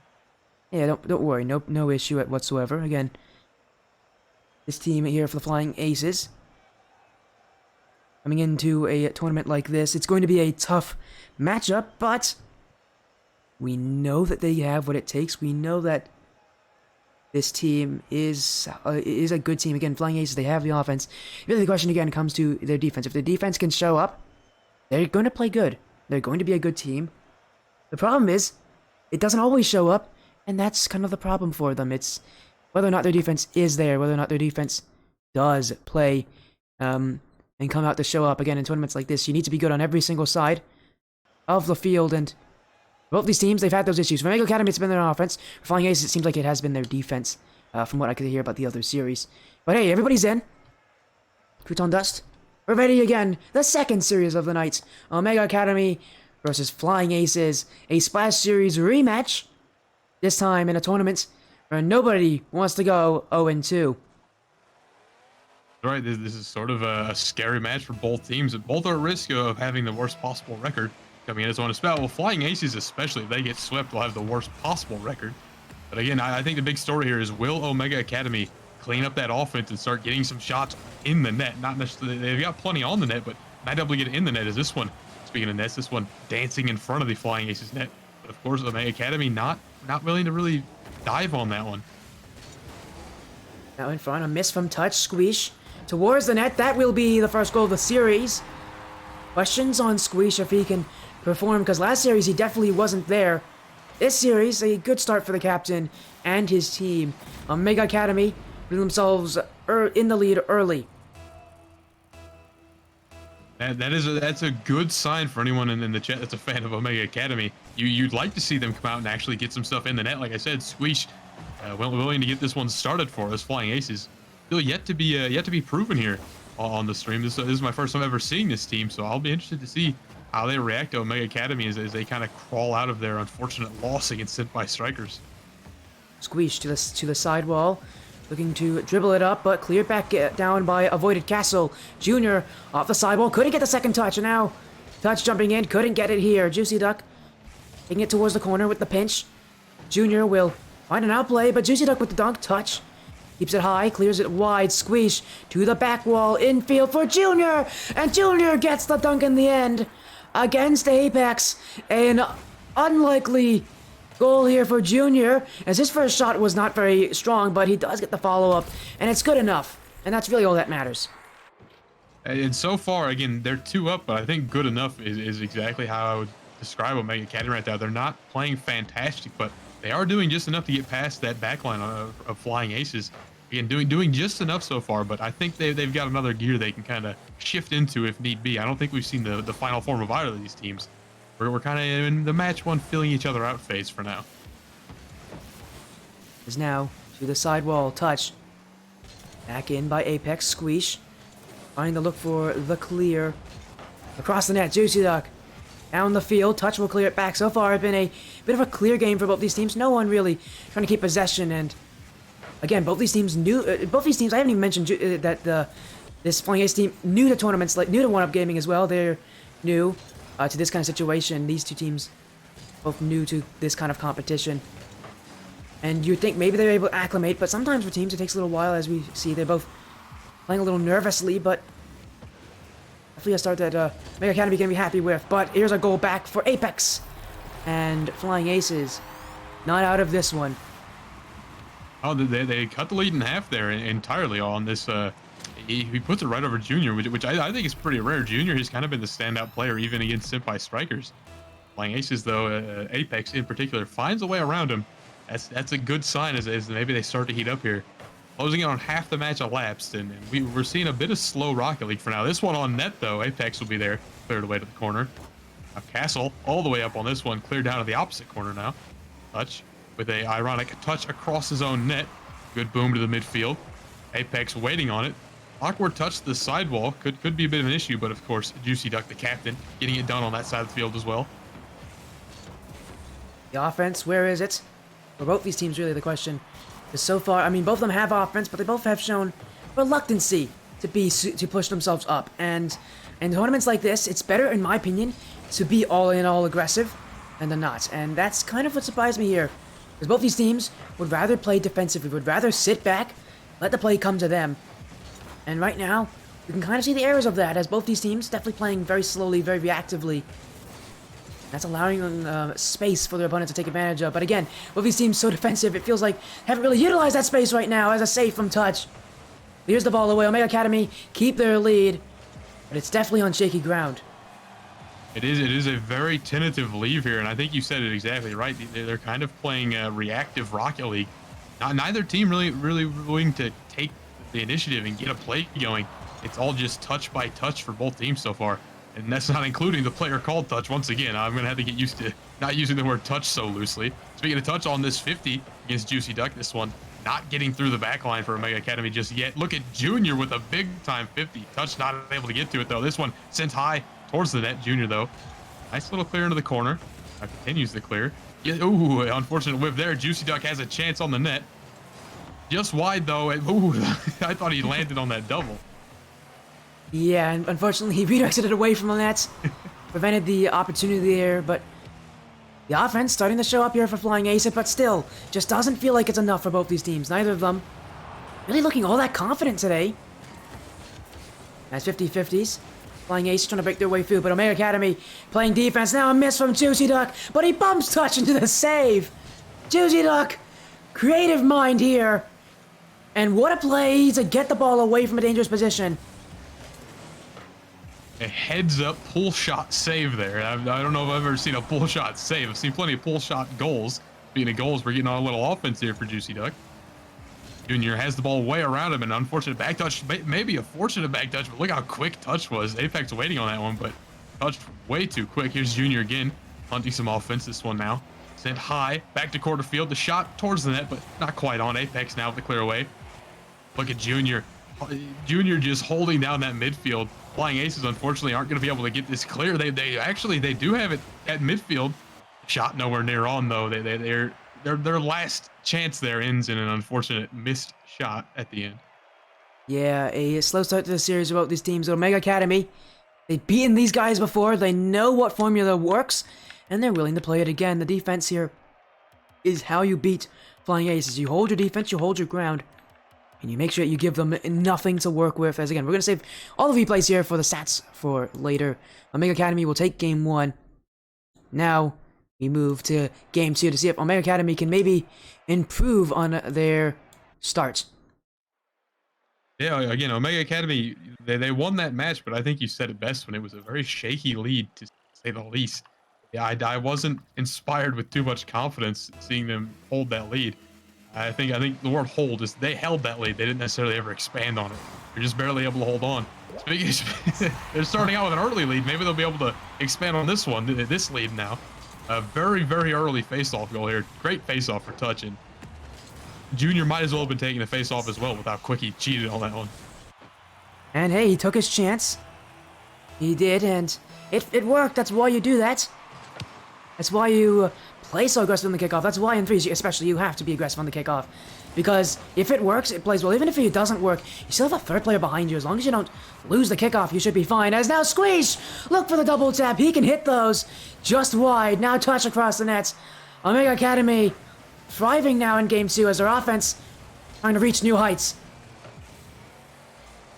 Offense definitely started to get a little spicy, but the percentages are still about the same. They're not getting a lot in the net. They're looking better, but the results are what's speaking to me, and it hasn't been that drastic of an improvement. They're not really beating out Flying Aces too much. They're kind of just barely scraping by on these goals. Yeah, but I think for Flying Aces, they're the ones who really have to play the aggressive. They're the ones who have to prove that they can take down Omega Academy, because right now, how the series has been looking, Omega Academy is playing better. They are the better team. They just look better overall, but again, time and more importantly, playstyle changes will tell. Oh yeah, absolutely. Again, we're closing in on 4 minutes now in the match, and again, it's kind of a slow match so far. This one, out off the post, it was a couple touches there on that back line, made things a little awkward to look at. Touch again doesn't get the touch there. Here's Junior though, the hero so far for Omega Academy. Couldn't get that one past Juicy Duck, I believe that was. This shot, not oh, what a great defensive touch there for Castle, but. Look at the offense is so messy. It's dangling in front of the net, and finally Juicy Duck will clear this one away. It was in front of the net for so long, but nobody could make heads or tails of it. Now sent high to midfield. Junior, it's way over the top of Junior. Luckily, touch was there to save Omega Academy on that one. Yeah, just the hard work of Squeeze almost created that chance for his team to add a second goal, and as you said, expand the lead, something that they need to do. The back wall. Castle jumped for it, but Touch will beat him out. Now Touch misses this one. Juicy Duck towards the net. Squeeze will find the save. Castle to the side. Apex demoed by Touch. 50-50. Outwards now towards the net. Castle! Oh, saved by Touch. Keeps his team's hopes alive. Now off the crossbar. Flying Aces attacking. But then the ball's soaring just a little too far away from the targets. You're getting Apex. some much needed offense on the net here. Here's Apex with a possible double. Doesn't get it. I believe that Castle was there to keep that one in. Now Juicy Duck gonna have to do some work, but can't. It's too awkward. And that's kind of the telling thing here for Flying Aces is they throw all 3 players at it, but they just can't get the finish on it. Immediately results in a clear. Look at Touch. Big time pinch. Apex there, luckily. Off the sidewall now. No, neither. I think there was a little bit of a nip on that ball from Touch. Nothing too drastic. Here's Squeeze now. Looking to make things a little interesting in front of the net. Junior way up on this one, but of course, Castle easy clear to the side there. Squeeze. Omega Academy again holding their lead. But how long will it hold for? Apex couldn't get the second. Junior clears it past Juicy Duck. Squeeze here rolls up. Now Juicy Duck towards the back wall. Squeeze trying to hold it close. Dunked. Outwards, Castle. Junior just pre-jumped that save, my goodness. Now a dunk comes out for Omega Academy. Juicy Duck trying to hold it. Take it long. Drop down for Apex. There's a tie-up. I can't. How exactly did this goal happen? Just under Squeeze. I thought for sure Squeeze had the 50 there at least. But no, just under. Flying Aces finally. They find themselves tied against Omega Academy. I think this is the best they've done. As before, they were only ever down by at least 1. They finally tie this one up. Now sit to midfield. Junior looking to immediately rip that tie away. Maybe get the lead back for Omega Academy. But it's Castle driving some offense there. But Squeeze waiting on that sidewall doesn't let it happen. Gives him no room. Now cleared across by Juicy Duck. Might have been a mistake as Junior way up on this one. Now sent center. Touch down for the shot, but no good. Whiffs it completely. Now cleared away. Juicy Duck looking for a little bit of offense, but gets demoed for his trouble. Apex now off the sidewall. Follow-up touch by Castle. Nobody home to shoot it, though, as it's too awkward. Shot saved by Juicy Duck. A reminder, Omega Academy's only goal so far this game has been a kickoff goal about 3 seconds in. You need a little more than that if you want to beat teams like the Flying Aces. As Castle demoed by Touch, along with the 50-50. Squeeze now. Looking for a clear. Juicy Duck will answer back. Junior doing a 3-point turn to get back to that one. Now bumped towards the net. Touch will clear it away. Maybe one more chance for Omega Academy as they'll bring it down. Touch towards the net. Saved by Juicy Duck. Squeeze now. He can't find an infield pass. Back the other way for the Flying Aces. It's Apex. Going. Gets the 50-50. Infield for Juicy! Juicy Duck on 0 seconds. Oh my goodness. Game 2. Flying Aces will rob it. It barely avoided touching that ground. That would have been heartbreaking. But in a way, it is still heartbreaking for Omega Academy. They fell victim to exactly what we talked about, which is they just can't expand on that lead. Eventually caught up with them. That amazing 0-second play. Both players absolutely invaluable to making that happen. At the actual last possible second of the game, they get that one in. Flying Aces find their first win of the night entirely. Again, they got swept before. They will avoid that altogether here. They still might lose, but at the very least, they won't be getting swept again. Omega Academy coming out of that one. Omega Academy looking not too good. They have plenty of shots. Look at them. They've got 9 shots between the 3 of them, but only one of them, and that was a face-off goal, as you said. Only one of them gets through on 9 shots. That is rough. The offense really failing them in a big way. Thank you, Mia's cool, for the 400 bits. Yeah, you're supporting the Flying Aces. They just got their first game here of the night. Now they look to add another one, but we go to game 3. Omega Academy have been here before. This is where things all went wrong for them last series. And again, for them, do they take the initiative now? Both these teams, Flying Aces, doing better at taking the initiative, especially later on in these games. As time's gone on, they've been able to push more and more against Omega Academy. And Omega Academy, who I was hyping up this team all night long, but right now they have not lived up to the expectations. Junior brings it down. Second touch potential. Oh, avoided. Castle get up there in time. I think you're right when they say they haven't quite lived up to our expectations of them. I was kind of thinking as we're following this team all night long, I thought they'd be putting some really good plays on the board. So far, the most impressive player for them has been Junior, but even Junior seeming to slow down in this matchup against Flying Aces so far. Here's Squeeze trying to clear it away. No good, though. Here's Junior now, the player to watch on Omega Academy. As far as I'm concerned, the pass comes out almost on net. Here's Touch to keep it in. Little awkward, though. Juicy Duck. Good boost grab there. Gets the ball as well over top of Junior, I believe that was. Now has the ball hurtling towards net. Gonna have to take a low 50 with Squeeze on that one. Here's Apex now into the corner, driving some offense, but Touch. Good 50 out to the side now to clear it away. Castle waiting on it. Good 50 up, but it could be disastrous as I think Squeeze had that touch over the top. Omega Academy trying to push, but Flying Aces pushing right back. Junior, inch in field. Juicy Duck will back up before getting that clear. Demos coming out here from Omega Academy. We saw them think about the idea last series, but they never actually went into that playstyle. Now you can see going fully for it. They know their offense has had its troubles, and instead of trying to improve, the shooting, that hasn't been that they have been having issues with. Instead, trying to make the shooting as easy as possible for themselves. I like this workaround. They know that, again, the offense hasn't been their best success, so why not try to change things up? I think that's as good of an idea as they can go for, and I think you're calling it as it is. I think they're trying to change some things up. Again, the shot's not doing them much good, so they might as well figure something else out. Look at the touch from Apex. Castle to Apex. Back to Castle, the shot on net, but it's saved away by one of the 3 people that were in that play for Omega Academy. They stacked the net, and luckily so. Apex and Castle had a crazy passing play coming up there. Speaking of Apex and Castle, they kind of occupy the same corner there. That shot close to on, but this one will be in for Touch. It pegged that bottom left corner there, unfortunately.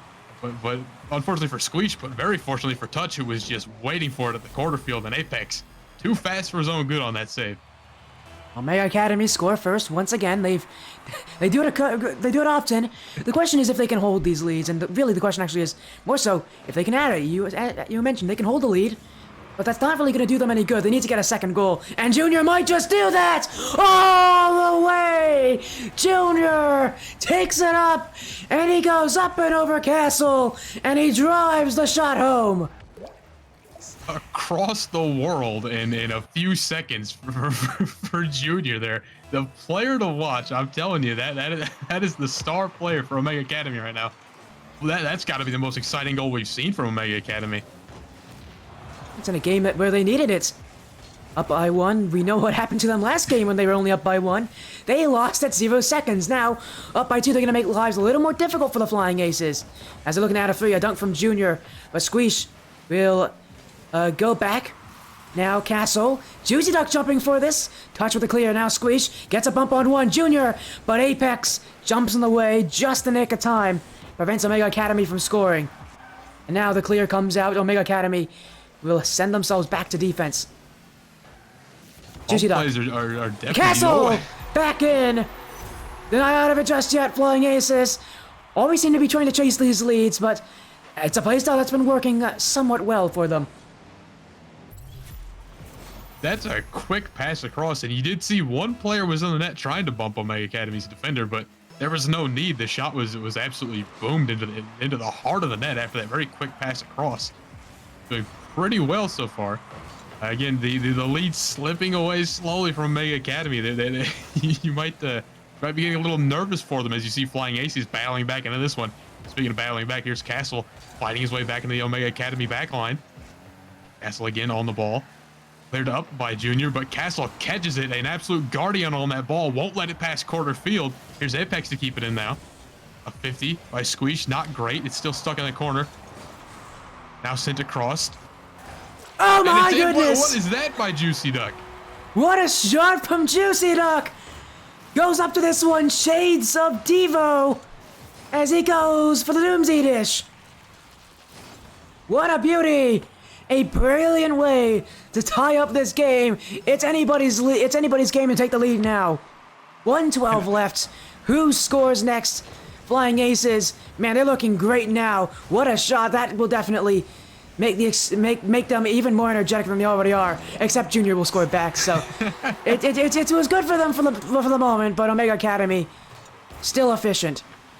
They got to ride that high for all of 5 seconds, and Junior sends them crashing back down to reality. Well, actually, it was 12. I will say though, that's a new contender for goal of the series here between these two teams. It was that ridiculous goal for Juicy Duck. He's battling it out with the likes of Junior for goal of the series so far. Here's Apex going for a bump on touch, gets the bump, the shot in for Juicy Duck. Adds another one, and we're tied up again. Ladies and gentlemen, we got a game on our hands. 50 seconds left. These teams won't stop scoring. Now, when I pitched this series, I said it was going to be non-stop goals. This game, it's taken us a little while to get there, but I think now we're starting to see those non-stop goals go in. 3-3, 50 seconds left. Man, everything could get a lot more exciting here as these teams just continuing to add back and forth gameplay. It seems that slowly but surely both teams kind of rising to the potential that we know they have. Now into the corner is Castle. He gets it through. Shot down. Is anybody home for the shot? It's in, but no, the save. What a lucky save. No, it's all skill. There's no luck involved. It's definitely not luck. Junior had to jump in there and make himself as big as possible. Yeah, he did have to get a bit fortunate for that one, but I mean, when you make yourself that big, that's kind of what you need. As now Castle dunked by Squeesh infield. We've seen last second screamers before. Omega Academy trying to be the ones to ride that wave. As they have the offense, they have the control. Don't want to go to overtime. Touch to Squeesh at 0. It will hit the ground. We will go to overtime here. And the winner of this will take match point. And Omega Academy was robbed of an overtime last game. They'll get it this time. Will they get a different result on the match, though? Here's Castle clearing out of his own end. Touches way back. A little awkward, but has a great touch up to all the way to the backboard. Is it in, actually? I think it would have been in. That was going to go in. Apex got it. And now Juicy Duck's just own gold. What a goal here to end game 3. Apex with an amazing save. But Juicy Duck, you'll be remembering him for that play and not for the right reasons. An own goal will gift Omega Academy the series advantage. Heartbreaking for Flying Aces. Again, they fall short at the last second there. Well, I say again, but they didn't fall short at the last second last time. They made a miracle happen. This time, they get the other side of that coin flip, unfortunately. Look at Touch, though, stepping up for a change instead of Junior. Again, Junior usually the star player, but Touch has a point in every stat column. That's how you play Rocket League. Touch putting on a clinic. But even then, it was close. Flying Aces really starting to hit that level. Both teams, I should say, are really starting to hit the marks that we're looking for in a tournament-ready team, I would say. I feel like that's because they know what's at stake. Loser of this, good chance they're going to be out of the tournament after the next round. Because with the other two teams in this competition, in this group looking so good right now, I'll be a little worried if I were either of them. Because you don't want to lose a series and put yourself in the situation where you're 0-2 and you have to win. You don't want to be in that situation. The 1-1 team, you still should win. Because if you lose, there's still a chance you could actually be out of the tournament. But if you're at 1-1, that requires a bit of an upset to go in your way, and there's a good chance that, again, if you're in that position, you're going to be in a much safer position. You're going to be much more comfortable in your next series. Game 4, Omega Academy have the chance here to win the series. As they're going to start with this infield pass to Squeeze. What a shot, what a pass, what a goal. And Omega Academy starting off on the right foot here, and I do want to just say, as unfortunate as it is, this is, for all intents and purposes, this is a life support match for Flying Aces. Their entire tournament life, as you said, might as well be on the line right now. If they don't, they gotta win these next two to have a chance. Omega Academy currently in the driver's seat, not only in the series, but of this match. That passing play, that quick pass across, that's a great way to start this one out. Here's Touch, a little bit of an awkward flick, but I think Junior will be able to follow that one up. Now touched up by Touch again. Here's Juicy Duck, though, with clear cross. Squeeze does keep it in, though.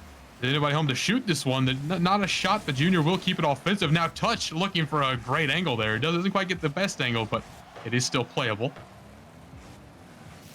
Junior, I like what he did there. He didn't leave the play after that first play. He kept up for it, even though he was using a lot of boost. He kept himself involved, and he knows the impact of everybody on offense.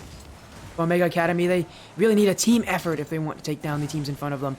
As now Junior, misplay from avoided Castle. Junior looking for a second for Touch. How did he miss that? Touch with an open net in front of him, and he couldn't make contact. Again, Touch misses the touch. The name, I can't get over how ironic it is sometimes. Unfortunately, on the receiving end of an unfortunate play there. Apex now is going to turn on this one. Yeah, good turn there. Doesn't get the touch. Juicy Duck now back. Great touch there. Sends it under. Now I'm stuck saying the word touch. Unfortunately, I'm in a logic loop here. Good contact. I'll avoid saying touch. Up to the crossbar there. Good defensive play. Now cleared to the midfield. Good follow here for Juicy Duck. Looking to take this one offensive as well. Gets through Squeeze. Apex there for the shot, but the defense holds strong for Omega Academy. And they hound the ball on that one. They don't let that one become dangerous at all. Here's Touch now to the side wall. Juicy Duck way up on this one. Does get it pretty well hit. And Apex to follow. That one could have been on net, but Junior said no thanks. Now to the side wall for Juicy Duck. Junior. Good defensive touch there. That's about as well as you could have done in that situation. Now sent across, and it's another infield passing play. This time for Flying Aces. Both goals look very similar for these teams. I mean, if it works, it works. They take the page from the Omega Academy playbook, and they'll put in an infield pass to mix things up and tie it up. And that's the thing about this one. The defense from Omega Academy's been good, but it can only hold up for so long. Flying Aces finding ways to break through. And can they look for another? Apex drop down, but Touch will clear it away. Castle. Awkward touch here. Not a very advisable play there to go backwards like that and make things a little more difficult for his teammates. Junior 50-50. Apex gets the clear, and Omega Academy just not willing to push aggressively. Even though this game is tied, even though they can control it if they play aggressively, they just want to sit back. They would rather play this more defensive style, and I'm honestly not a big fan of it, as now, down the field, Junior will get back in time. But Castle looking for offense. Second play. Castle looking back for Juicy Duck. Juicy Duck holds control. No one shouting here for Omega Academy, and he has time to go up for whatever he wants. He'll look for one more towards the net, saved away. Omega Academy sitting back on defense once again. They get the saves, but ultimately, it just is a reset kind of mentality. As that miss from Juicy Duck. Now Apex can't read it, but avoided. Castle will. And right now for Omega Academy, the issue is they just won't break out. They're not willing to play and take more chances. You've hit the nail on the head with that one. Omega Academy just playing a little too passive. And it did take a couple of tips there for Flying Aces to find the net on that one, but they eventually do. That's all that matters. They find themselves in the lead now. Leading by double, if you want to be technical about it, but it's only by 1, so don't get too excited. Here's Squeeze now, trying to cut that lead down. It's sent across, passing play opportunity, but here's Juicy Duck. Booms it to the opposite corner. Possible quick counterattack opportunity. Apex out of the corner, the shot towards net, but there's no danger there, and Squeeze knows it. Good patience to back up on that one. Here's Squeeze now again on the ball. Clear to the. It won't hit the corner now. It will, as Apex takes that touch to the corner. It was going to hit the back wall there, I believe. Now touched right back into that very same corner. The no man's land right now in terms of offense. This one dropping down. Could be a shot on net. You saw someone coming through for Omega Academy. Juicy Duck touched it across just in time. Here's Squeeze now to turn on it. Free ball. No good on the boost grab, though, unfortunately. Now stuck with just 2 boost. Cleared all the way back. Touch. Ooh, I thought that was going to Junior, but Touch gets up in front of it. Omega Academy pushing. Down by 1, but I'm definitely becoming an issue for them, but the offense has been good. Infield, Junior couldn't put it on. Now he misses. Oh no, he's just outplayed Touch here. Flying Aces get the ball away. Now they look to add a second to their lead. In front for Juicy Duck. There it is. Croutondust. We're going to be going to Champions Field. And reminder, a lot riding on this series of both these teams. They're both 0-1. Loser of this, they're going to have a real hard time because next series they're going to have to win.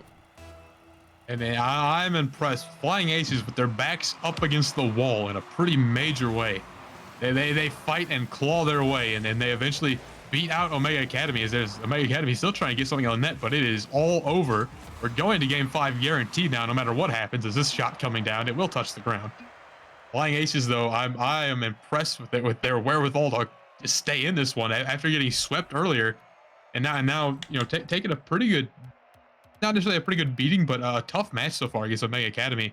They found themselves in the worst spot possible, and at risk of being the 0-2 team, possibly 0-3, depending on how their next match would have gone.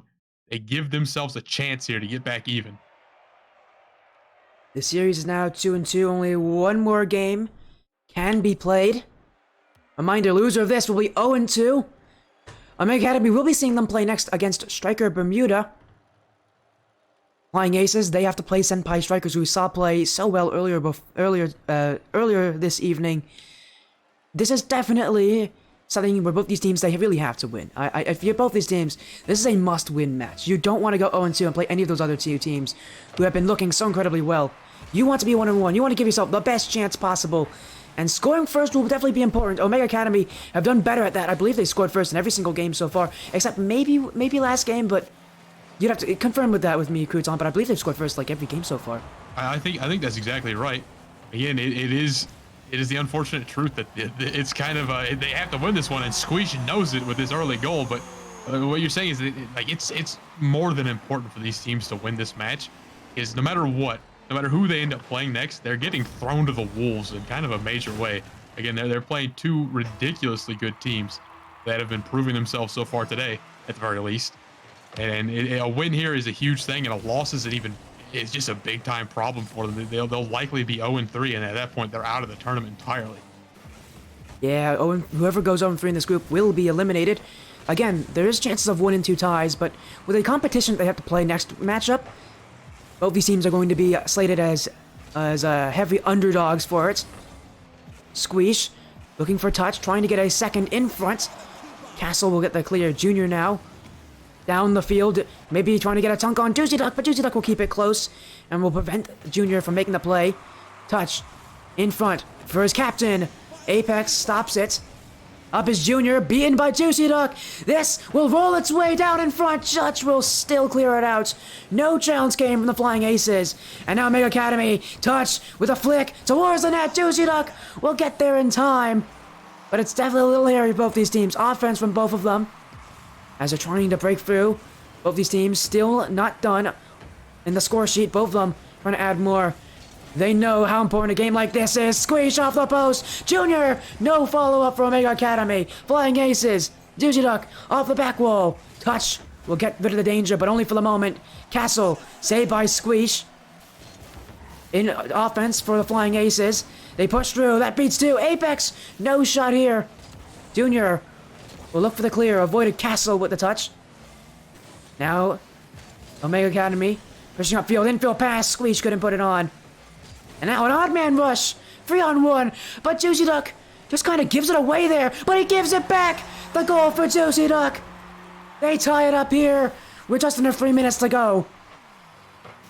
You were right when you said Juicy Duck kind of just threw that one away, but luckily Junior was really awkward there on that sidewall. Not much could be done, and he did kind of shoot on the backside, but still not the best first touch, but it'll work. Now 3 minutes to find out who's going to take this one, and who's unfortunately going to be thrown to the wolves next match. Like I said, I do want to say, Sporty, I don't know if you can sense just the desperation on the field. Both teams, all 6 players know what's at stake, and you could feel it as they're scrapping for this win. They're looking for anything they can get on the net. It is a desperate game for both teams, and I feel like you can feel it on the field. Juicy Duck, back wall, touched up. Junior misses this. Apex could get a shot here, but he's beaten by touch. Scary play on defense there for Omega Academy. Still time left now, bumbling its way in front. Apex off of touch. Squeeze will go across the field. Omega Academy just trying to throw the ball away from Flying Aces, trying to just get themselves any chance. They just want this series to end with them as the winners, but they need the score to be able to do it. Castle, not through Squeeze. Squeeze gets the dunk. Omega Academy. Desperate times calls for desperate measures. They just continue to throw the ball up, hoping for the best. This redirect won't go the way they want it to. Squeeze, not able to control towards. Touch will save it away. Apex now. Wide of the net. Squeeze will not be able to beat Castle. Junior in the corner. Offense now for the Flying Aces, but they can't break up before Mega player is there. Now Juicy Duck, man, they're getting beaten by their own players on defense. As Junior, 2 touches off the ceiling, in front, everybody jump for it. It's kept away, follow up, Castle's there. Omega Academy with some quick shots. And the saves, Flying Aces, pass the eye test. I mean, it has been a hectic last minute of gameplay. You're just watching it, feels stressful. Here's Juicy Duck up on this one. The shot could be in, but it's saved away. Junior saving the team once again. Now has an open net. No, Apex was there for it. It was never open at all. Squeeze now into the corner. Touchback. Is anyone home to shoot this one? There was, but the save is good for Castle. Now to the sidewall. Juicy Duck all over this one, but it's Squeeze over the top. Demo on the net could open things up. Apex looking for something towards the net. Gets it rolled around the corner. Stuck in no man's land once again. Pass out possibly. It is across the net, but Junior all over it. Doesn't let that one clear. We're closing in on 30 seconds here. And now touch in the driver's seat with that shot, but Castle doesn't let it through. Good touch there. Now, it's awkward in the corner. Junior gonna have to make some plays here. The touch out to mid, and the follow-up 50 was huge. Could have been disastrous if that had gone wrong. Now this one close to net, but not quite on. Castle to the sidewall looking for another double. No good on that one. Now Juicy Duck, big time to the corner. Squeeze into his own corner. Good touch there. This one towards net, but what a save for Junior. Just barely. That could have been the end of it. We were one mistake away from seeing who's going to take the unfortunate loss here in overtime. This is where it all ends. This is, and again, as you said, only one mistake away from one of these teams going out. What a save from Apex! Just saved his team here. Squeeze now to the side. No second play. Flying Aces pushing up, but no boost for Apex. Offense Omega. I can't push. This one going towards the net. It could go in. It will. 19 seconds in. Avoided Castle with the series winner. Omega Academy now on the chopping block for this group. And a heart-wrenching, slow-rolling, an unfortunate ball that just happens to meander its way into the net with no sense of urgency, and nobody could get to it. Sit behind the entire Omega Academy line, and it just rolls its way in. A slow death there for Omega Academy in this match. It couldn't have ended in a more heartbreaking way for them. Flying Aces, though, they were on a life support situation for they had to win 2 in a row, and against the odds they do it. It has to take an overtime, but they do it. Flying Aces keep themselves alive for the time being. Of course, they're going to have to fight one of the 2 stronger teams, but yeah. Omega Academy is in a bad way now. Man, I got so nervous there. My hair is now in a mess. And no, it's not because I just touched it. It was a mess before that as well. Yeah, my hair is a mess now. That was how nervous I was. I gotta Here, just there you go. That's better. Yeah, that's whatever. It doesn't matter. Whatever it is. It's been a interesting series to say the least. But Omega Academy now 0-2. They got to play Stryker Bermuda, and I hate to say this, but with how things have been looking for Stryker Bermuda, tell me, are they 2-0 now? They have been playing Stryker Senpai Strikers. I'm sure we're gonna get the answer for that. We'll take a look at it for you all. The answer is, let me take a look at this. That we haven't received the result yet. But again, this is gonna be a scary matchup. As only one more series now left for the night. We'll take a look at that schedule once again here. We're still following the run of Omega Academy, but now 0-2. They need to win this next series against Stryker Bermuda. No matter what kind of a situation they're in, they need to win. And I'd say this, but that's going to be very difficult for a team against a team like that. It is the unfortunate truth. Again, it's the team we've been following. It's the team that we've gotten to know. They are absolutely on death row. Coming up against Bermuda with BZO on that team again. That's a player I'm familiar with.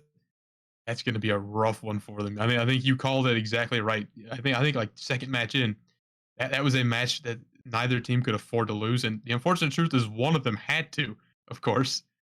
But unfortunately for our designs here, Omega Academy was the one to get dealt the unfortunate hand. Really, again, we have the privilege of following the whole night, but it's starting to look like it's going to end in heartbreak for them, unfortunately. Yeah, remember beforehand when you predicted Stryker Bermuda to do so well, and I said Omega Academy, you got to be scared of them. Well, I may have just had the biggest caster curse of my whole career. I've had some pretty bad ones. Generally, it's my co-casters who do the cursing, but not for OneUp Gaming. Whenever the lights are on, apparently it has to be me who does it, right? That's how things work on the stream, isn't it? That's what it seems like. But again, I think you kind of called early on that this is the team they had to be scared of, and here we are. It's their third match of the night. Again, they're on death's door as far as I'm concerned. Unfortunately for them, they're coming up against what I assume. Oh, hold on. Update now. We have the update on the winner of Stryker Bermuda versus Senpai Strikers. Any guesses, Sporty, before I give you the result? I have to. I think with how well Stryker Bermuda is playing, I'm gonna go with. I think that they're gonna be 2-0 now. Here is the scoreline.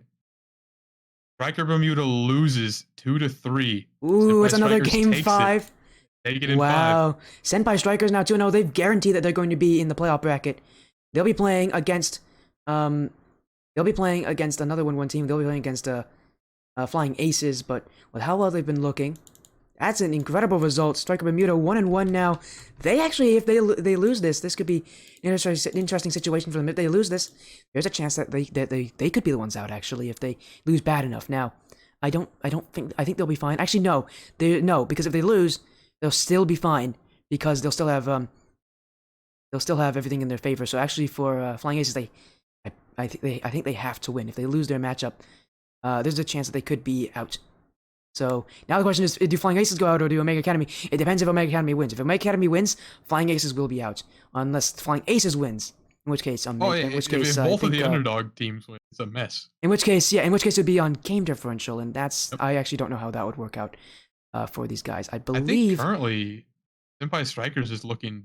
I think Senpai Strikers will be fine no matter what on game differential. I think they'll be fine earlier, right? Yeah, they did have that sweep, but remember they did also lose in game 5. But yeah, I think they're fine because of 2-0. They are not going. Right. They can't go out now. They are 2-0. They cannot go out. The question is, of all these teams, we could see a 3-way tie. We could. Yeah, no It would require Omega Academy winning. It will require a win from Flying Aces, and then at that point it would be game differential. But there's again a lot of situations where any of these 3 teams actually could lose. So loser of this could go out. Again, that relies if Omega Academy wins, and that is very difficult. Right now because I just have to say this, it's going to be really difficult for Omega Academy now that they have to play Stryker Bermuda. Oh yeah, no, big time BZO is going to come through, and I have to assume BZO is going to be doing what I'm used to seeing him do, which is absolutely take over the entire match. It's going to be all BZO, I think. Well, he might be able to do that, but again, who knows? I'm going to have to reset the lobby for this. That's what you're waiting for, wasn't it? Let me do that for you, don't worry. As again, That'll be our last match tonight here. Omega Academy versus Stryker Bermuda. After everything, we will let you know who wins, who loses. If Omega Academy lose this, though, they're out of the tournament. That's the thing. That's simple as that for Omega Academy. They have to win. And even if they win, there's still a chance they could be out of the tournament, but they have to win at the very least to be able to have the chance. It's going to be so difficult. Where can you message Crouton? Let them know where they can contact you. I suppose on Discord would be the quickest way. I'm in a lot of the kind of Rocket League caster tournament Discord, so I'm sure you'll be able to find it pretty easily. I think that's about the only outlet I have, though, unfortunately. Yeah, I've been trying to pressure him to get a Twitter account. He's never done it, and now you should really do it, man. It's going to help you. Oh yeah, I eventually will get that going, but oh no, don't say it. No. People who say that don't actually do it. Do it. You've got a point. Yeah. Don't push it off that far. I used to be that kind of person. I used to be like, oh, I'll get it at some point. And then I started doing commentary, and I was like, you know what? I should just do it. And you should probably just do it at some point, because the more you wait, the more you push it off, the more unhappy, the less likely you're actually going to do it. The more unhappy I'm going to be, and you don't like it when I'm unhappy. Either way, I'm concerned. The feeling I've got going right now is concerned about me or concern. about Omega Academy's chances? No, about Omega Academy. I'm very scared for them coming against Bermuda. Again, they are on life support at this point. This is a do or die match for them in every way possible. And even if they win, they're going to have to get a pretty serious win. I don't think they can. Game 5 is going to be pretty unfortunate. The thing is, if they win, and if they win, I actually don't know how it works. Again, it would be game differential, wouldn't it? And at that point, anybody could be out. So, but yes, they would. If they want to have a really good chance, they need to win by a good amount. But they don't have to. Again, if Damage Inc. That's their old name. If Flying Aces lose really badly, and as long as they win, they'll be pretty good to go. They should be pretty good to go because they beat them. But again, there's a lot of things resting on this. Let's get into the series. The more we push it off, the less likely the teams are going to be happy. Let's just get this last series tonight going, isn't it? It is Omega Academy versus Stryker Bermuda. Stryker Bermuda with Hazel, Nick, Timmy B. I know that's not the names that they went by, but hey, sorry. There we go. Hayes at Timmy B, as well as I'm trying to pull up. That's not it. Again, here they are in the matchup. I'll quickly find out what roster is. I know it was listed. Nick is the third player for Stryker Bermuda right yes, now. I know. I know he goes by a different name though. So. Gotcha. But again, what a interesting situation. It doesn't really matter who's playing. Omega Academy needs to win. And yeah, as you said, they're on their last life.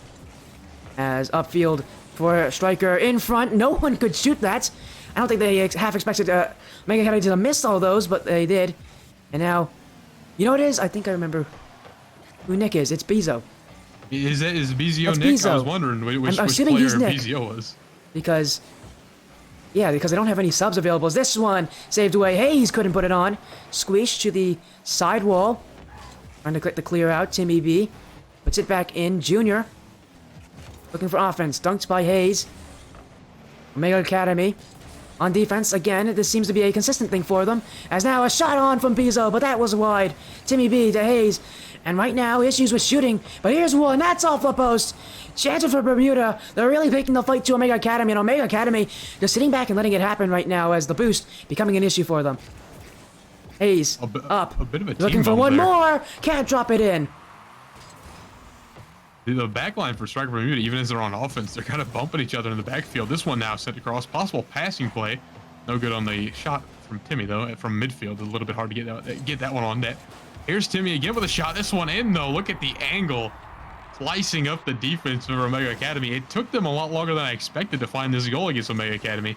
Props to the defense for the blue team for keeping that out for so long.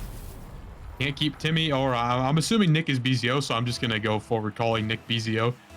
You can't keep Bezio out for too long, and of course, yeah, he had the assist on that one in a big way. But the angle from Timmy was absolutely ridiculous. Bezio and Timmy again, kind of on the same ball. Looking for a pre-jump 50 there, didn't quite get it. Does keep it in, though. Here's Bezio off the ceiling. No good on any kind of shot there, though. Now it's up to Timmy. He has this one towards the net. No good, though, as it's way off, and Bezio, no opportunity to get that one on net. Bermuda do have the lead. As long as they have the lead, Omega Academy are the ones that have to play more aggressive. They're the ones that have to chase. They're the ones that have to score at some point in this game. And as long as they're the ones chasing, Stryker Bermuda can control the game. And right now they've been doing exactly that. Hayes off the back. Cleared over BZO. Touch. Put some offense here. This one towards, but Hayes will save it. The shot was low and slow, and unfortunately those don't really mix well in Rocket League. You want to have fast, frenetic gameplay, and right now Stryker Bermuda, the only team with that, says Omega Academy pushing up, save on the line. Team B will clear it out. Omega Academy, they come in, they get a shot, and then the ball's cleared away. I like what they do here with Stryker Bermuda. They don't just save the ball, they cushion it, they keep it close, and they make sure they can get ready for a teammate to jump in and help them get the ball out. And now in front, what a save from 2 players there from Omega Academy. While their offense has been of question, their defense, it's been pretty good. I have got to say, I'm more and more impressed right now. Omega Academy holding Stryker Bermuda so far at 1 goal. They haven't had too much offense to speak of. Now Squeesh trying to change that up a little bit. Cleared away now by BZO pretty easily. Junior, though, at midfield, or about quarter field, trying to keep this one in. Now off the back wall. Possible shot opportunity if Junior can get around on this one quick enough. Couldn't happen, though. Now cleared away. No good. I think Squeesh was looking to keep that one in, but didn't get the touch. Hayes gets through all of them, and it's in off of a bump. There was some kind of bump that happened. I didn't see who or what, but let me take another look at this one. You see Hayes, look at the control, completely beats touch. It's a team bump. Oh, I see. Junior came back and bumped BZO, but I don't think that had too much effect on the goal. No, it had none at all, and right now, 2 goals for Stryker Bermuda. They'll be starting this series in the driver's seat. BZO, saved by Squeesh. Omega Academy trying to push upfield. Towards the net, but no good. Miss from BZO, but Hayes takes control. Now he's got the flick. I like what Stryker Bermuda doing. They're slowing the game down. Sure, that means that Omega Academy is going to be able to keep up with their pace easier, but they have to steal the ball from them now as a dribble is coming out, causing mayhem for Omega as they're challenging the midfield. They're just having to jump to force the players to get rid of the ball instead of winning any of the challenges, getting offense from it. Now in the last minute of gameplay for game 1, and it could be the beginning of the end for Omega Academy, as they're currently they're drowning. They're not being able to stay afloat against Stryker Bermuda. They're keeping them low goals, and this one will be in. They cut the lead in half. Touch with a ridiculous touch from midfield. He gets over he makes use of a kind of an awkward double commit kind of here as he sends it flying into the backfield, and you see the 3rd player who the camera was currently on not able to get to that one. It's nice that I'm not the one who's caster cursing for once. It's definitely a good feeling. As Omega Academy now only 1 goal away from tying it up. Squeeze! What a save from Hayes. Now it's touched back in the midfield. BZO clears it. Hayes up. Hayes trying to reaffirm the 2-goal lead, but he will miss this one. Now midfield. No one can touch it. Junior. Back in field touch. Towards Squeesh, looking for offense. Squeesh can't get the final play against Hayes. Now 2 commits. Junior, final 10 seconds. Omega need to keep pushing. Need to get a goal here. Need to keep the ball alive. Touch across the map. Miss from BZO. Stryker Bermuda will take game 1 off of that. And surprisingly, just barely did Stryker Bermuda take it. Since the very beginning, when we were going over kind of all 4 groups, I had mentioned that, I'm looking forward to seeing BZO play and Stryker Bermuda as an extension of that. I've got to say, this is not the play style or the sort of the ferocity I was expecting to see from Stryker Bermuda. I thought they would come in here and absolutely walk over the top of all play, even Senpai Strikers, but they haven't done that. In fact, they just took the loss to Senpai Strikers. And now they get the win here over Omega Academy to start the things off, but it's not a convincing win. Again, only winning by 1 there, and the sort of the killer instinct just wasn't there for them that I was really expecting. Again, we've been talking them up since the beginning. Yeah, they're gonna have to pull out a little more than that, or Omega Academy they might have a chance of crawling their way back into this one. Well, you say it. But Omega Academy have been searching for that killer instinct all night long, and they've not been able to get it. Now their backs against the wall. Down a game in this series. If they want to show up, if they want to prove that they deserve to be here for game 2, we're going to need to see them change up things drastically. And at this point, when you're playing at this point in your night, this is when you have to change something drastic. You can't just be playing the same thing and expect for it to work. That's called insanity. Instead, you gotta just change things up. You gotta go for something completely unique, something new. And I think that's what we need to see here from Omega Academy. If they want to beat Stryker Bermuda, they need to change something up, and they need to change up something very, very quickly, because right now, they're still losing, even to a Stryker Bermuda team that, as you said, has not looked incredible, but what a shot from Touch! I mean, what a clear, I mean, that's a clear game, but it doubles as a shot as nobody was in the net. Great play from Touch to notice that the net was open for him. Our early signs of something I might be worrying about for Stryker Bermuda is there's two players kind of on the same rotation. You saw two players going back at the same time, but neither quite to the net yet.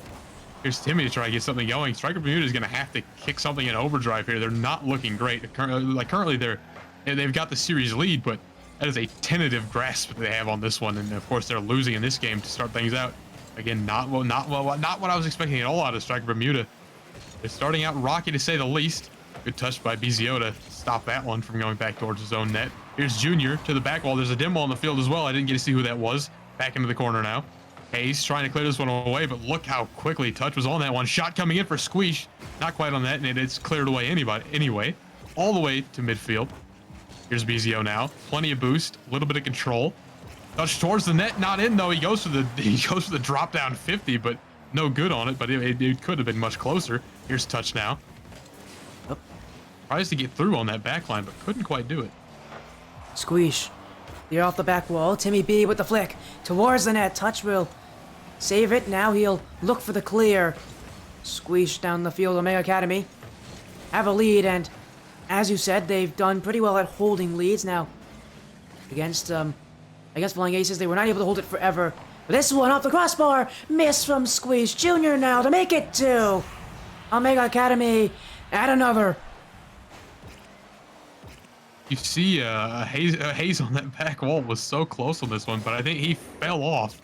I think he meant to save that flip, but I think he just fell off that back wall. He was so close on that save. Right place, right time. Mechanics fail him though.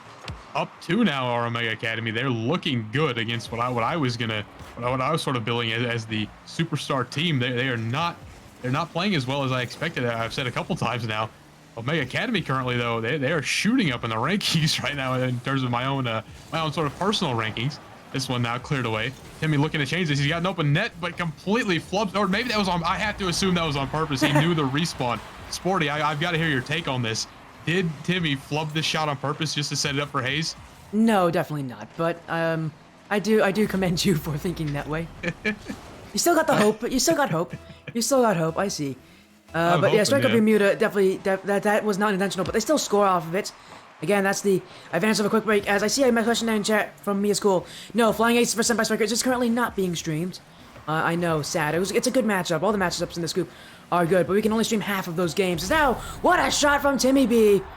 And Stryker Bermuda, they've just tied things up quickly. You want to see them come back quickly here, and they do just that. They're here to stay. They do kind of plant their flag in this game once again. It was looking a little unfortunate for them, but they've come back with a force. We will have updates, by the way, for those of you asking about the other matches. We'll have updates as soon as those come through, but currently the focus is entirely on Omega Academy and Stryker Bermuda, as Junior now turns on this one at midfield, but favors the boost over the ball on that one. Now Hayes over to BZO. I almost said Nick. Just seeing the name on the field, but I've got to remember that is BZO. In reality, that is BZO. This one in for I'm talking about BZO and Junior scores. The superstar for Omega Academy who's been getting it done all day. You see Squeeze gets it out past Timmy there, and an open net for Junior. There's no way he misses that one. Slots it just nice. You know, taking his time on that one. He had plenty of time to do it. No pressure. It's easy to miss an open net. I know from experience. Good on Omega Academy for taking advantage of the easy ones. Now BZO has the ball again. Beats Squeeze now to midfield. Junior way up on this one. Gets a touchdown. Squeeze looking for a back touch possibly. Doesn't get it though. Timmy now being bullied in that corner. Now hanging in the balance in front of the net, and Touch will drive it home. Stryker Bermuda just lets this one hang around. You see Timmy got bumped there. And Hayes doing. Just an awkward commit there, I guess, and BZO wasn't even back yet. Touch takes advantage of all three unfortunate things for Stryker Bermuda. Yep, they did. Yep, an unfortunate backflip, and things are not looking good now for Stryker Bermuda. We could be getting ourselves into some interesting tiebreaker situations if Omega Academy keep this going, but the question is if they, because there's still offense against them. Timmy B, once again, his second goal of the game. The bumps come through. Hayes drops it in front for Timmy B, and Timmy B rises above the rest, puts this one firmly in the back of the net. Stryker Bermuda, a minute 18 left to get one more goal to tie things up, and to allow the only Stryker team in this group the potential for a 2-0 lead in the series, but back the other way, and it's Touch to score. Omega Academy, 5-3. They do not stop here. Touch is 3 for 3 shots and goals right now. That is a player who knows where the net is, if nothing else. And that is a player currently keeping Omega Academy in this one, in the lead. A pretty strong lead right now as Stryker Bermuda closing in on a minute left here. They're not looking too strong. They've been able to keep it close now with 3-5, but if they got to start getting Touch off that ball, I think is their best opportunity. Again, Stryker Bermuda sort of billed as the stronger team, but they're currently kind of on the receiving end of a pretty serious beatdown. Here's Touch again, the player that currently be getting it done for Stryker Omega. Or Omega Academy. I've just mixed both team names. I apologize for that. That's in fun. Here's Touch again with the center. Yeah, I think you say that again, built as a strong team, but remember, this is a team of 3 players who are not used to each other. This is a team of 3 players who, compared to each other in their competitive careers, are randoms. These guys do not have that much experience with each other, and while they all are really solid players on different Stryker teams, this is ultimately just a team of 3 players who just wanted to compete in this tournament. And again, they're doing well, but they're 1-1. They want to win the series, kick Omega Academy down and out of the tournament, but it might go to another Game 3. And so far, every single series, Game 3 has been the important game to decide what team, how the rest of the series is going to go. Because, well, this goal will go in for Nick. Sorry, Biza. Wait a second. There's 1 second left. There's a chance. There's a chance here for Stryker Bermuda. I can't think it's going to happen, but what a Game 3 here. A close one, to say the least. Yeah, I'm going to say I don't think it's going to happen here for Stryker Bermuda. If it happens, I will leave. I will literally leave the stream. Alright, it won't happen. I'm not leaving after all. Omega Academy takes Game 2 here. They tie up the series. We're going to go to another really important Game 3 here in this series. In every series, I'm wrong. Game 3 has been important. That was BZO's first goal of the entire series, right? It might have been, actually. You're not wrong. It could have been his first goal. I feel almost like a fool for the amount of I was talking up BCO so big in at the very beginning, but he's slowly he's not performing like I'm used to seeing him. Maybe like you said, this is a team of it's kind of a mishmash team as they're coming into this one. It could just, like you said, could be just an unfortunate pairing that they're not gelling as they might have thought they would. Currently, look at Touch with the 3 goals, 3 saves, 3 shots. That's the player to watch right now. Touch getting it done. Junior is kind of taking a back seat to both Squeeze and Touch. Hopefully, for the sake of Omega Academy, hopefully they stay in this one. But again, this is important for like Stryker Bermuda. This is important for them as well, because if they could just kick down Omega Academy, if they could just pull a win here, it would save them so much headache, because now they know they're not the ones on the chopping block. Omega Academy not making it easy at all for them. No, they are not. They've not made it easy for any team. They have put in a fight. Going to Game 3 now. This series has opened up for Omega Academy. Game 1, again, it was close. Stryker Bermuda didn't look incredible, but in Game 2, it's Omega Academy to fight back in. And this is definitely going to be a Series 2 watch. Again, the last series of the nights for both these teams. And could be the last series of the tournament for both of them, for either of them as well, because reminder, the team that ends up in 4th place in this group will be eliminated. Right, unfortunately, one of the 4 teams we've seen tonight, well, like you said, unfortunately, we won't be seeing them tomorrow in any capacity. They'll be out of the tournament entirely. But looking to make sure that doesn't happen for Stryker Bermuda is BZO and Hayes as they kind of team up here. BZO now goes to midfield. The shot looking to come in for Timmy, but no good. Big time clear for Touch.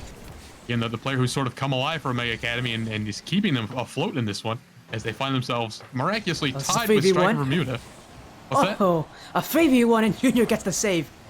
My goodness, everybody on Omega Academy overcommitted there. Had one player back. Junior stands his ground, jumps over the demo. The shot really wasn't all that strong. They were expecting the demo to come through. Another 3v1 here. As this one, another save from Junior. Omega Academy are leaving him out to dry.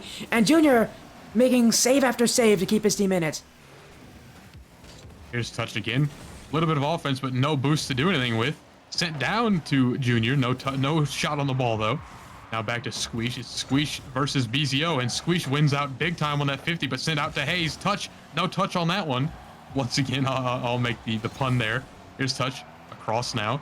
Possibly to Junior to follow this one. Demo on the field on touch, I believe that was, but didn't do Stryker Bermuda any good so far.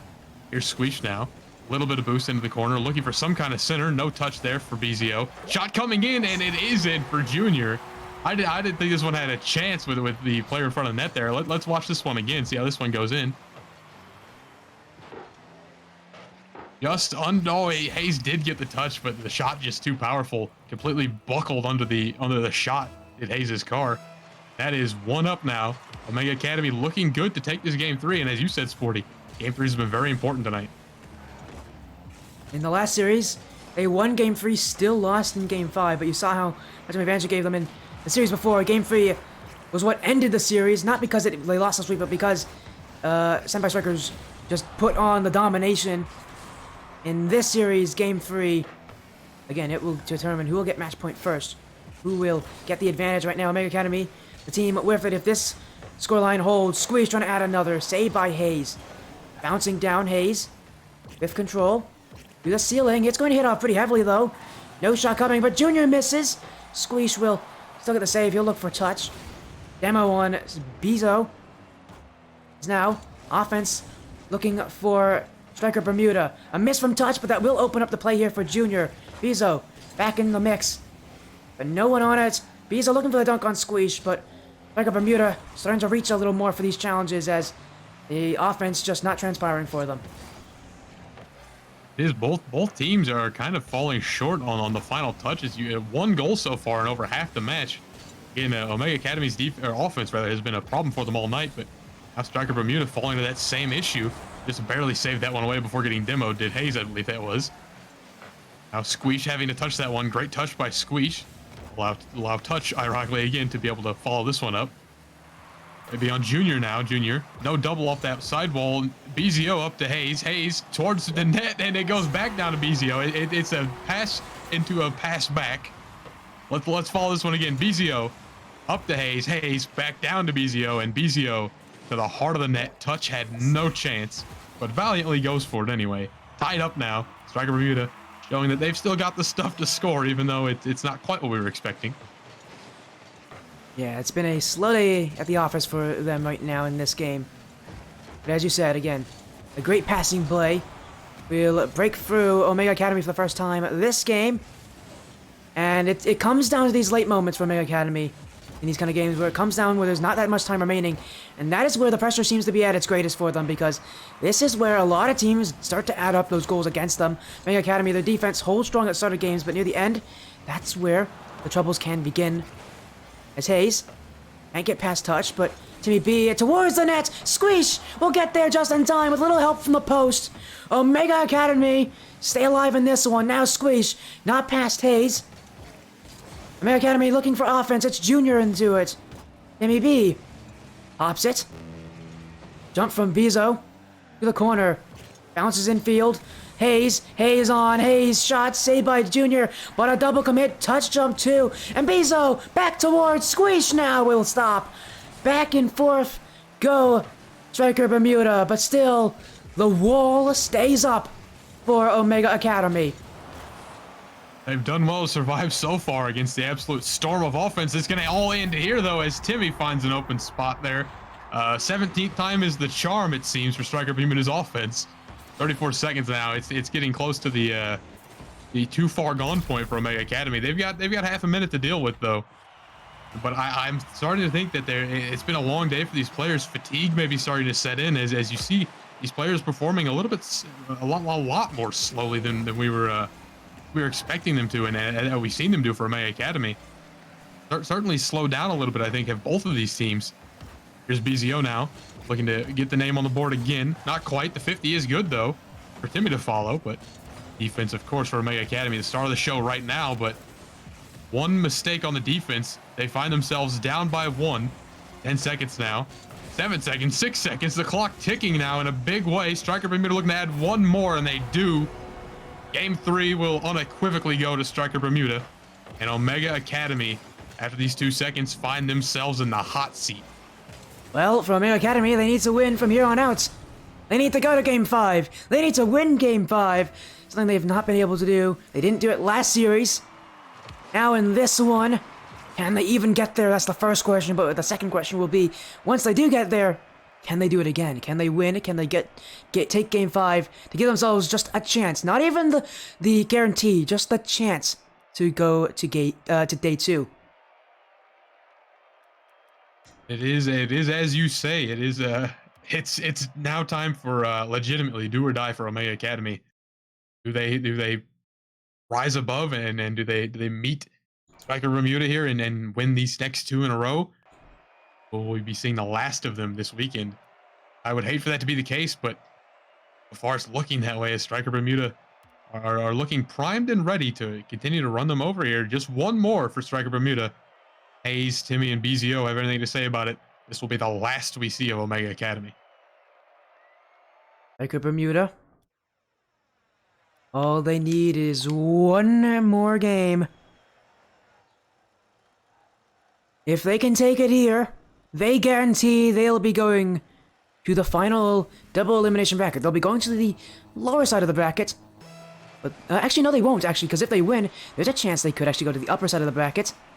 Again, that relies on the unlikely possibility that the winner of the other series will be Flying Aces and they'll be taking down Senpai Strikers. But again, they still need to win first. Again, they can't be overconfident in their chances. There's still one more game that they have to win. And with how well Omega Academy has played, they can definitely take it back, but they'll be starting out losing here. Hayes, with this one, he'll put it in the back of the net. Starting out strong here in what could be Stryker Bermuda's last performance of the day. Hayes and Timmy team up for this one, and it's a pretty early lead for them if you go off of the stats from the last couple of games between these two teams. Early lead now. Here's Timmy, kind of completely flubs that one, unfortunately, and now BZO left in an awkward spot here. Here's Squeesh. BZO, great touch there. Good reaction time on that flick. Doesn't let that one through. Here's Hayes. Has this one towards net. Junior, good clear away. Hayes was above it, but Junior kept it low enough to clear it away for free. Timmy now puts it back across. You see Hayes like a wolf hunting in that midfield. He sends it right back through. 2 players miss. 2 players commit, and then they miss, and now sent across, but the pass too fast. BZO can't connect, and now it's clear time. Touch all the way to midfield, sent long. He goes for a bump. Might have been better to stay under that one as Junior a little too afraid to commit. That's part of the problem, Sporty, is that they're just afraid to commit. That would have been a perfect opportunity for Junior to go in on that one. Yeah, Omega Academy so far, again, I've mentioned them having a good offense, but right now it has been only remnants of the Omega Academy that are currently one of the strongest teams in this last series. There's a reason why this team is 0-2 right now, fighting for their lives. It's been that offense.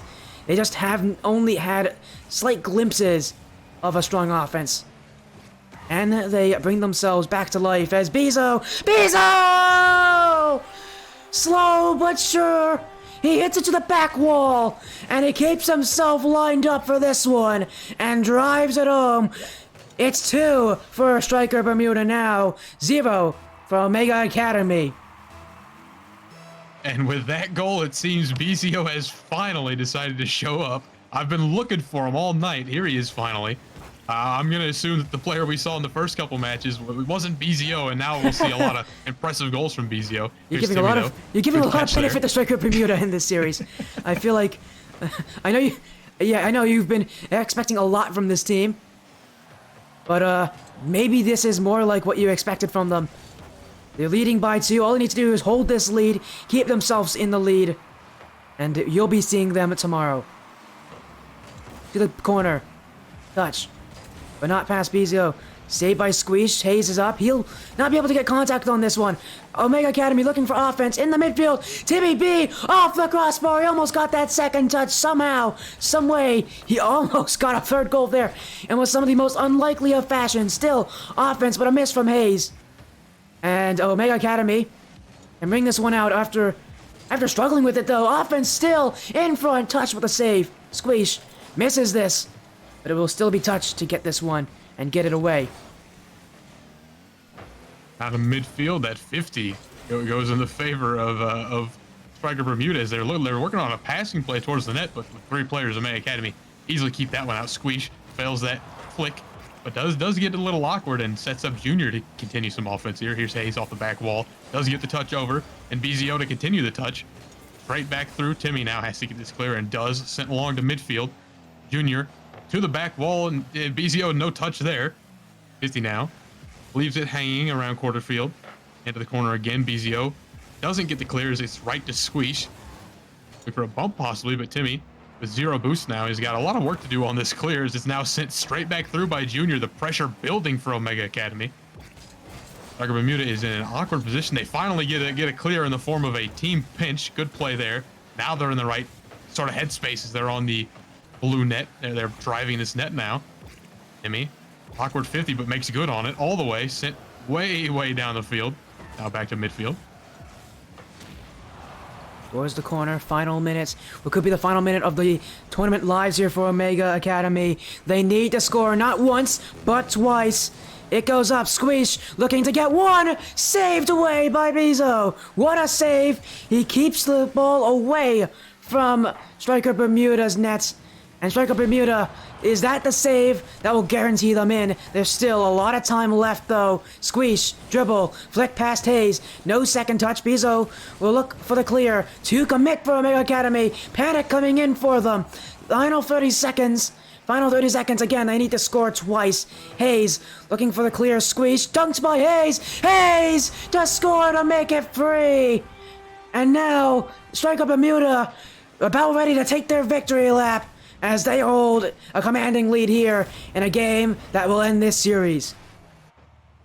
If you listen close enough, you can hear off in the distance the bell tolling for Omega Academy. Their tournament lives now 25 seconds from coming to an end unless they can come up with 3 miracle goals. Currently Hayes with the ball, taking seconds off that clock. The lifespan of Omega Academy is being ripped from them now. 15 seconds on the clock. Squeeze though, trying to keep them alive with a flick. Does get it towards the net, but Hayes doesn't let it through. Now 5 seconds. It is guaranteed over. Omega Academy are going home, guaranteed. And it's sad to see them go, but it was great to see them play. Yeah, a valiant effort from Omega Academy. But unfortunately, I can definitely say this. I expected it more from them. This has been a disappointing result for them, to say the least. 0-3. They couldn't beat anybody here tonight in this bracket. And it's because, again, that offense of theirs just never came to play. It was only glimpses, only half moments, half chances of them in this tournament. They just could not show us the Omega Academy that has been what was a team that has been predicted to do so well. Unfortunately for them, this has been a night where they'd like to forget. It has been this is a horrible result for them. Unfortunately for Omega Academy, it's going to be a true result, and Stryker Bermuda with that win, they'll be in the final bracket. Again, we know what 3 teams are going through, but do we know who's the number 1 overall seed? Let's take a look. Tell me about the bracket. Tell me about the other matchup going on. Senpai Strikers versus Flying Aces. Currently, no result on that, so it's very possible they're in a game 5. As I'm looking, I don't see anything on the Senpai Strikers match, so be a massive upset if there's a game 5 going on. It'd be quite the interesting play because, again, we know who's out. But with that win, right now, Stryker Bermuda, they could become the number 1 seed, but they need Senpai Strikers to lose to have that chance. And Senpai Strikers, how well they looked, that could be a difficult possibility. Flying Aces, however, if they lose, again, they'll be 1 and 2 tonight. They'd be the number 3 seed going in that final bracket. But tell me about the other sides, because I know a lot of the other groups have finished up their play. Tell me about it. Who is where and who has done what in the bracket?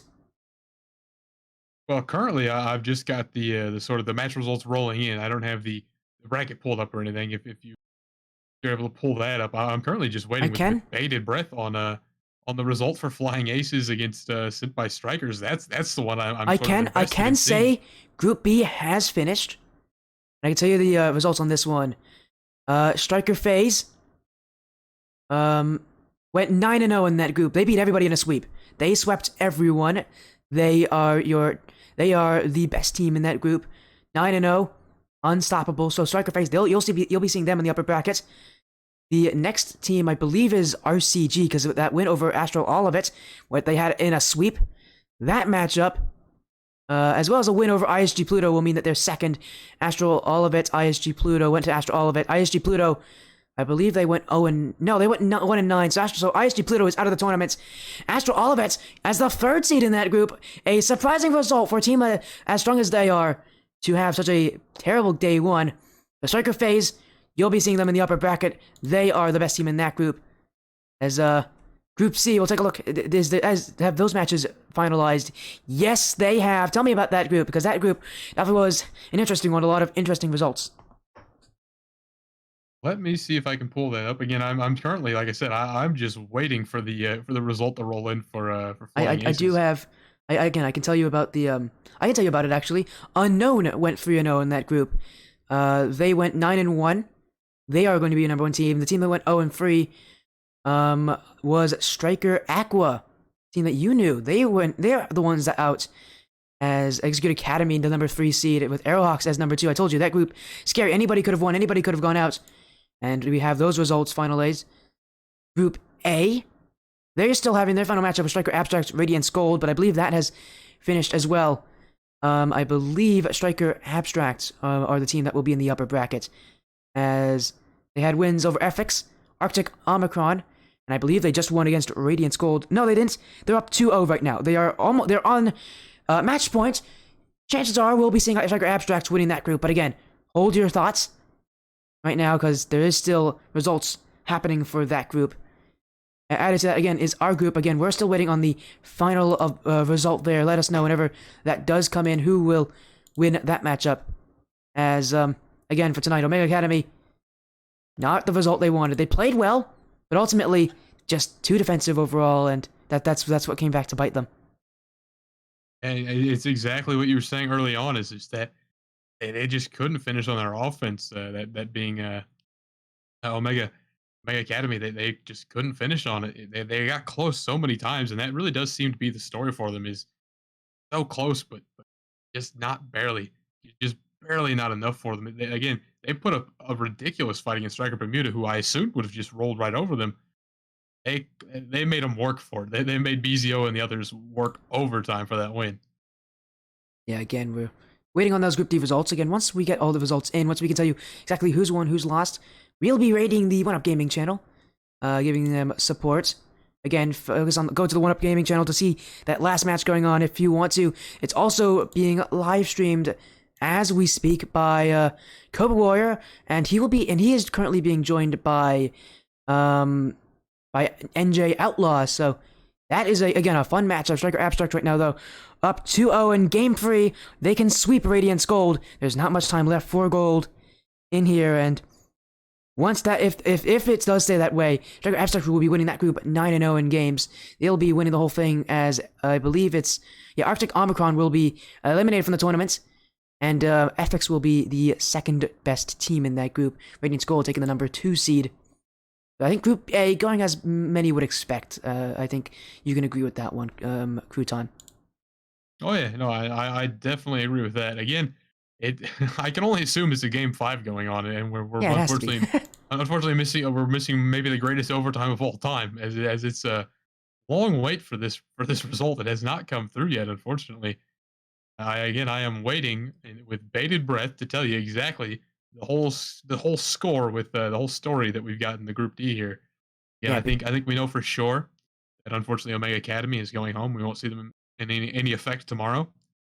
But will we have an undefeated team on the roster? Will Senpai Strikers come out with that spotless record? And we're yeah. just now waiting to find out. Because so far every other group has it looks like they're going to have an undefeated team. Again, not fully confirmed, but with how well Stryker is playing, now Stryker Abstract's got a third goal on Radiant's Gold. So chances are we're going to see Stryker Abstract going undefeated from their group. Again, we're still waiting. If Senpai Strikers do win their series, they'll be the undefeated team out of this group. They'll be the number 1 seed, with the number 2 seed being Stryker Bermuda, and the number 3 seed being Flying Aces. But again, still waiting on that result. We could see an upset here, and if an upset happens, that can change things. We could see Stryker Bermuda take that number 1 seed after all. It could turn the entire group on its head if Flying Aces come out with an upset. But I have to assume they're currently duking it out still in a Game 5 overtime. It would have to be at this point, and we're well past the point where I would have assumed the game would have ended. And we were currently just waiting on that result. And again, I'll be glad to share the result as soon as I see it come through. But fortunately, nothing yet. Yeah, again, we're waiting on them right now. As soon as we get the result for you guys, we'll definitely be making sure we update you all. Again, there's a results channel that's what we're paying attention to. That's what everybody has to pay attention to. Once the result comes through, we'll know exactly what happens. But so far, Group A, yes, it has been secured. We will have Stryker Abstract as our top overall team. They'll be going through 3-0 in their group. Definitely expected again. They'll be going the number 1 seed. Radiance will be the number 2 seed. Number 3 seed will be the number 3 seed from that group will be Ethics. So that's going to be the results from Group A. Again, Group D, we're going to be the last group to finish up, I guess, at this rate. And again, it's been a great night. Again, thank you so much for joining me, Crouton. It's been a great time having you here, because it's always fun to have Crouton on stream. And for the first time, he's actually got his face cam up. I know you were rushing to make sure you got that thing set up, because you didn't actually have a setup before today. No, it's just like you say. I had to the first face cam ever. I don't have anything set up for that, so I had to completely turn my entire setup 90 degrees. It's a bit of a mess right now on my desk, just because of what I had to do. Because if I didn't, you see currently behind me, it's a good enough background. You got some foam pads there. Yeah. But if I didn't, you'd just been seeing the rest of my room, like the back wall behind it. So. Oh, trust me, my room's a mess too. Yeah, there's a reason you can't see the floor. It's where all my clothes are. I figured I should make it a little more. Yeah, maybe more viewable. Maybe you add some panels back there. Maybe you move the desk out a little bit. Who knows? We'll see soon enough. As again, we're just waiting on that result. Let me know once the Group D result does come in. Again, we're still waiting on the update here. That should be coming soon from the players. Just waiting on that one. Yeah, it's going to be the last matchup we're waiting on, because we've just received word. Stryker Abstract have won their group now.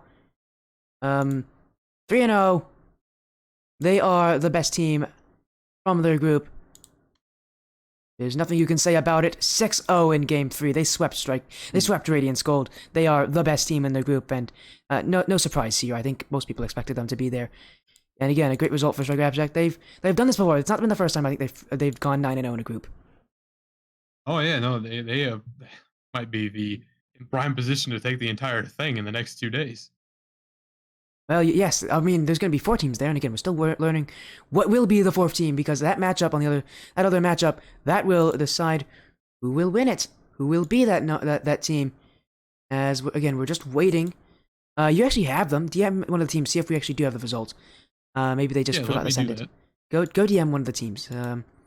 Because again, the result might actually be public. They just haven't submitted it, and if they haven't submitted the result, that could be why it's not there.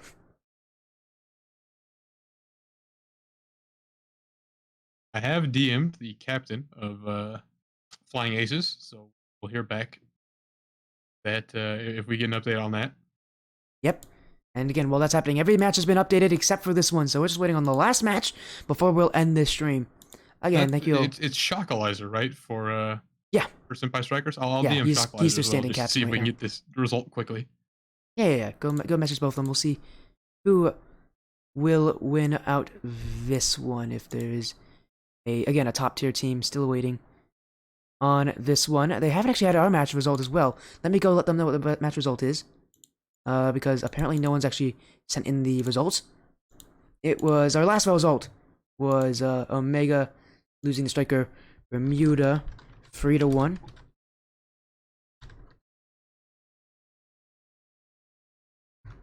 There you go. I do see the Hayes had updated the score for that one already. Oh, he has? Yep, it's up there. Okay, because it's not updated on stream. That's why I'm saying that. Yep, no, Again, we're still waiting on Flying Aces, Senpai, Strikers. Need to see who will win that. I've DM'd both captains, so we're ready to receive a result by any means, whether through the actual results. Yeah, because if they tell us, I'll just message it for them. That'll make it easier for us.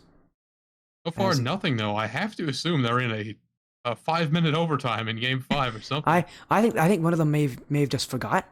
So that's the only way I could think of it. Maybe one of them just forgot to message, which is possible. Start, maybe it was a very late start. Maybe they're having some internet issues. I mean, we did know that they had internet issues for Senpai Strikers. That's why they had a sub, but it was not one of the players who was playing. So, we're gonna see. Again, we're trying to check in to see what's happening over there. As soon as we get the results, we will give it to you. We will give you the results as soon as possible.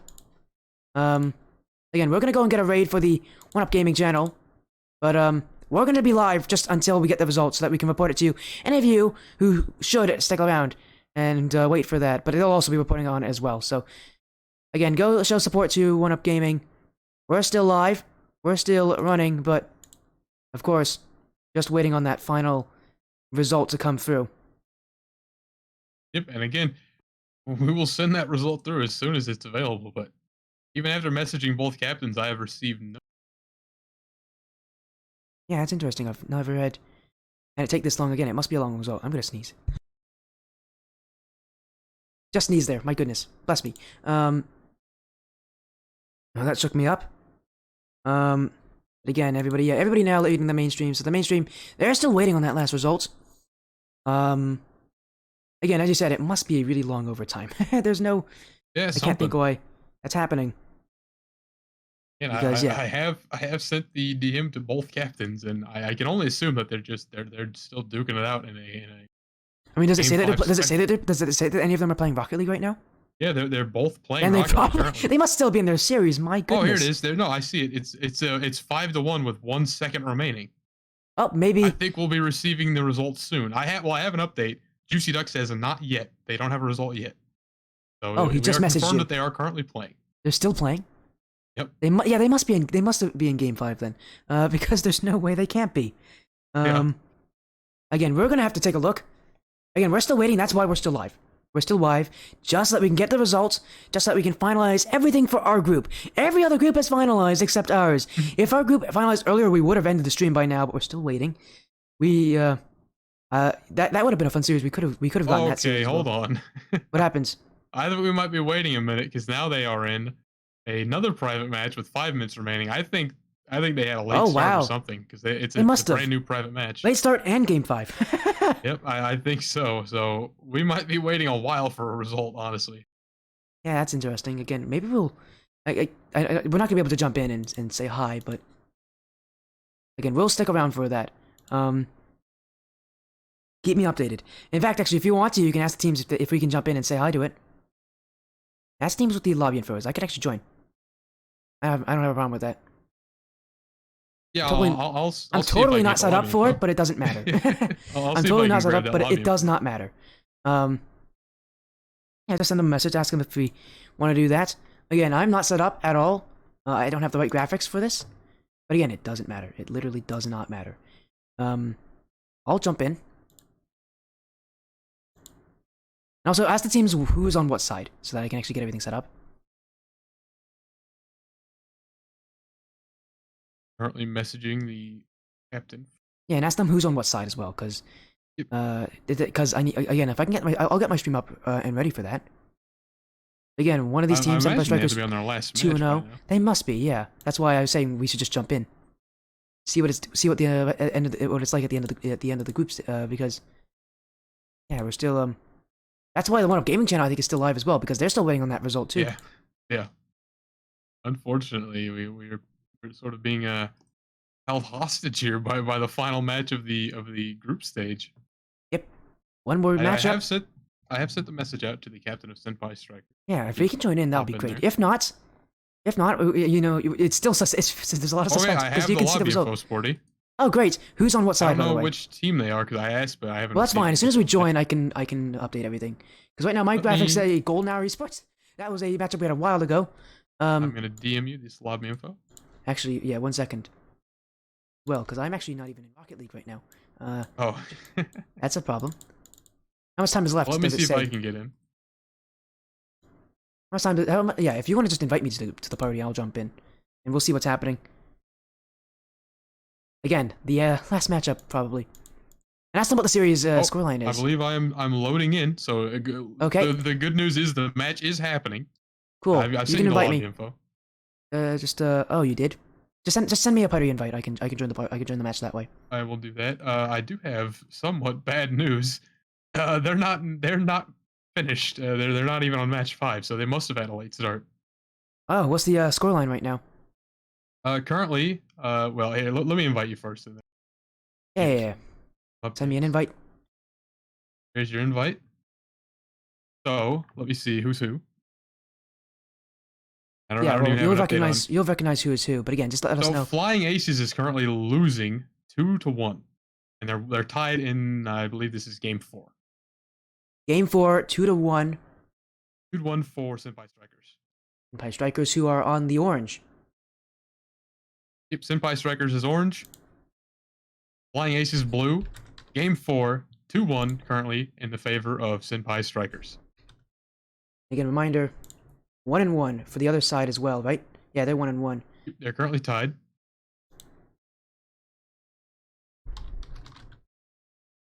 Again, we're just trying to set up and I'm trying to get everything ready on my stream side. As again, it's the one they actually have the mutator on. That's interesting. I've never seen people use that before. Yeah, they have set up their own best of 5. Interesting. Again, they're playing Flying Aces. Here is on the blue. I'm surprised that they're not even. They must have had some kind of late start, or maybe someone forgot that to start the new match. I'm going to send a quick update to Brambo as well to give him an update on what's going on with that. Yeah, just let him know. I'm sure he's definitely a bit confused why the matchup has not been updated. Yeah, let me update as well on everything on my side. Again, there's a reason why you can't hear sound. It's because you're not actually in game. And the final minute here is, again, a good chance we could go to game 5 here. I'm happy that we actually got the join because if I thought we were in game 5, but we're really not. Okay, let's go. Let's get ourselves into this. Game 4. Update has been sent to Brambo, so he's apprised of what's happening. There you go. Everything's on stream. We're good to go. We're in game 4, everybody. All of a sudden. Of this series. We're back in. We're going to take a 4th series tonight. Yeah, let's do it. Catching the end of Flying Aces, Senpai Strikers. Senpai Strikers in the orange. All they need is one more goal. Flying Aces, they could force us to go to Champions Field. What an interesting result here. A series, the last series of the night. And Raven will score. Senpai Strikers now 15 seconds left to win out this group. We might have come in at the very, very tail end of this one. It's never too late, right? Lead. It's never too late. We'll at least get to see the final highlight here. 15 seconds to stay alive for Flying Aces. All right, although I say stay alive, but that's to stay alive in this current match. I think they're fine because I think yes, they're 2-0. Being 2-0 means that even if they lose the series, it won't matter. But now they need to keep it up for Flying Aces. Juicy Duck pops it. Voided Castle to the back wall. Wait a second. Oh, they missed it. And it's the Senpai Strikers. They'll win the group. We just got to see the final 15 seconds, guys. Hey, there we go. We found our group winner here. It's the Senpai Strikers. And as if it was by design, we do get to see the 3-0 team finish their night out. As late as it was, they do finish it out. I'll update for them in the. I'll send that update through. You got the updates? Well, there we go. Go ahead. It's the last series of the night. Out of nowhere, we come in and, hey, here we go. Now we found the Field team. Yeah, 30-second game. Not even 30 seconds. It's a 12-second game. Shockalizer's doing it. Yeah, I see. Shock's got it. I'll let him do that. Yeah, let him do it. Let him have There his it fun. is. A strange way to end the night. Man, there's our final result.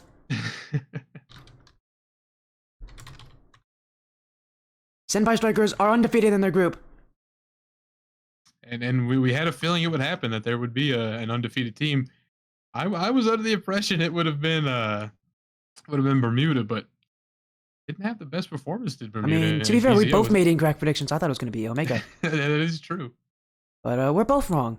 And we both, it's not just one of us cast a question, it's both of us. Anyways, someone everybody. in chat says, what a 30-second game. Yeah, exactly. 30-second game. But hey, that's how things will work. Let's go raid OneUp game again. Thank you all so much for joining. Croutondust, any final words for the stream? Oh, it was a blast, and I'll be looking forward to more matches tomorrow in the next step of this tournament. Yep, everybody go support Croutondust. Twitch.tv/Croutondust_ tomorrow, as he'll be hosting some of the matches. Thank you all so much for joining. And this was Group D Action. Have a great night.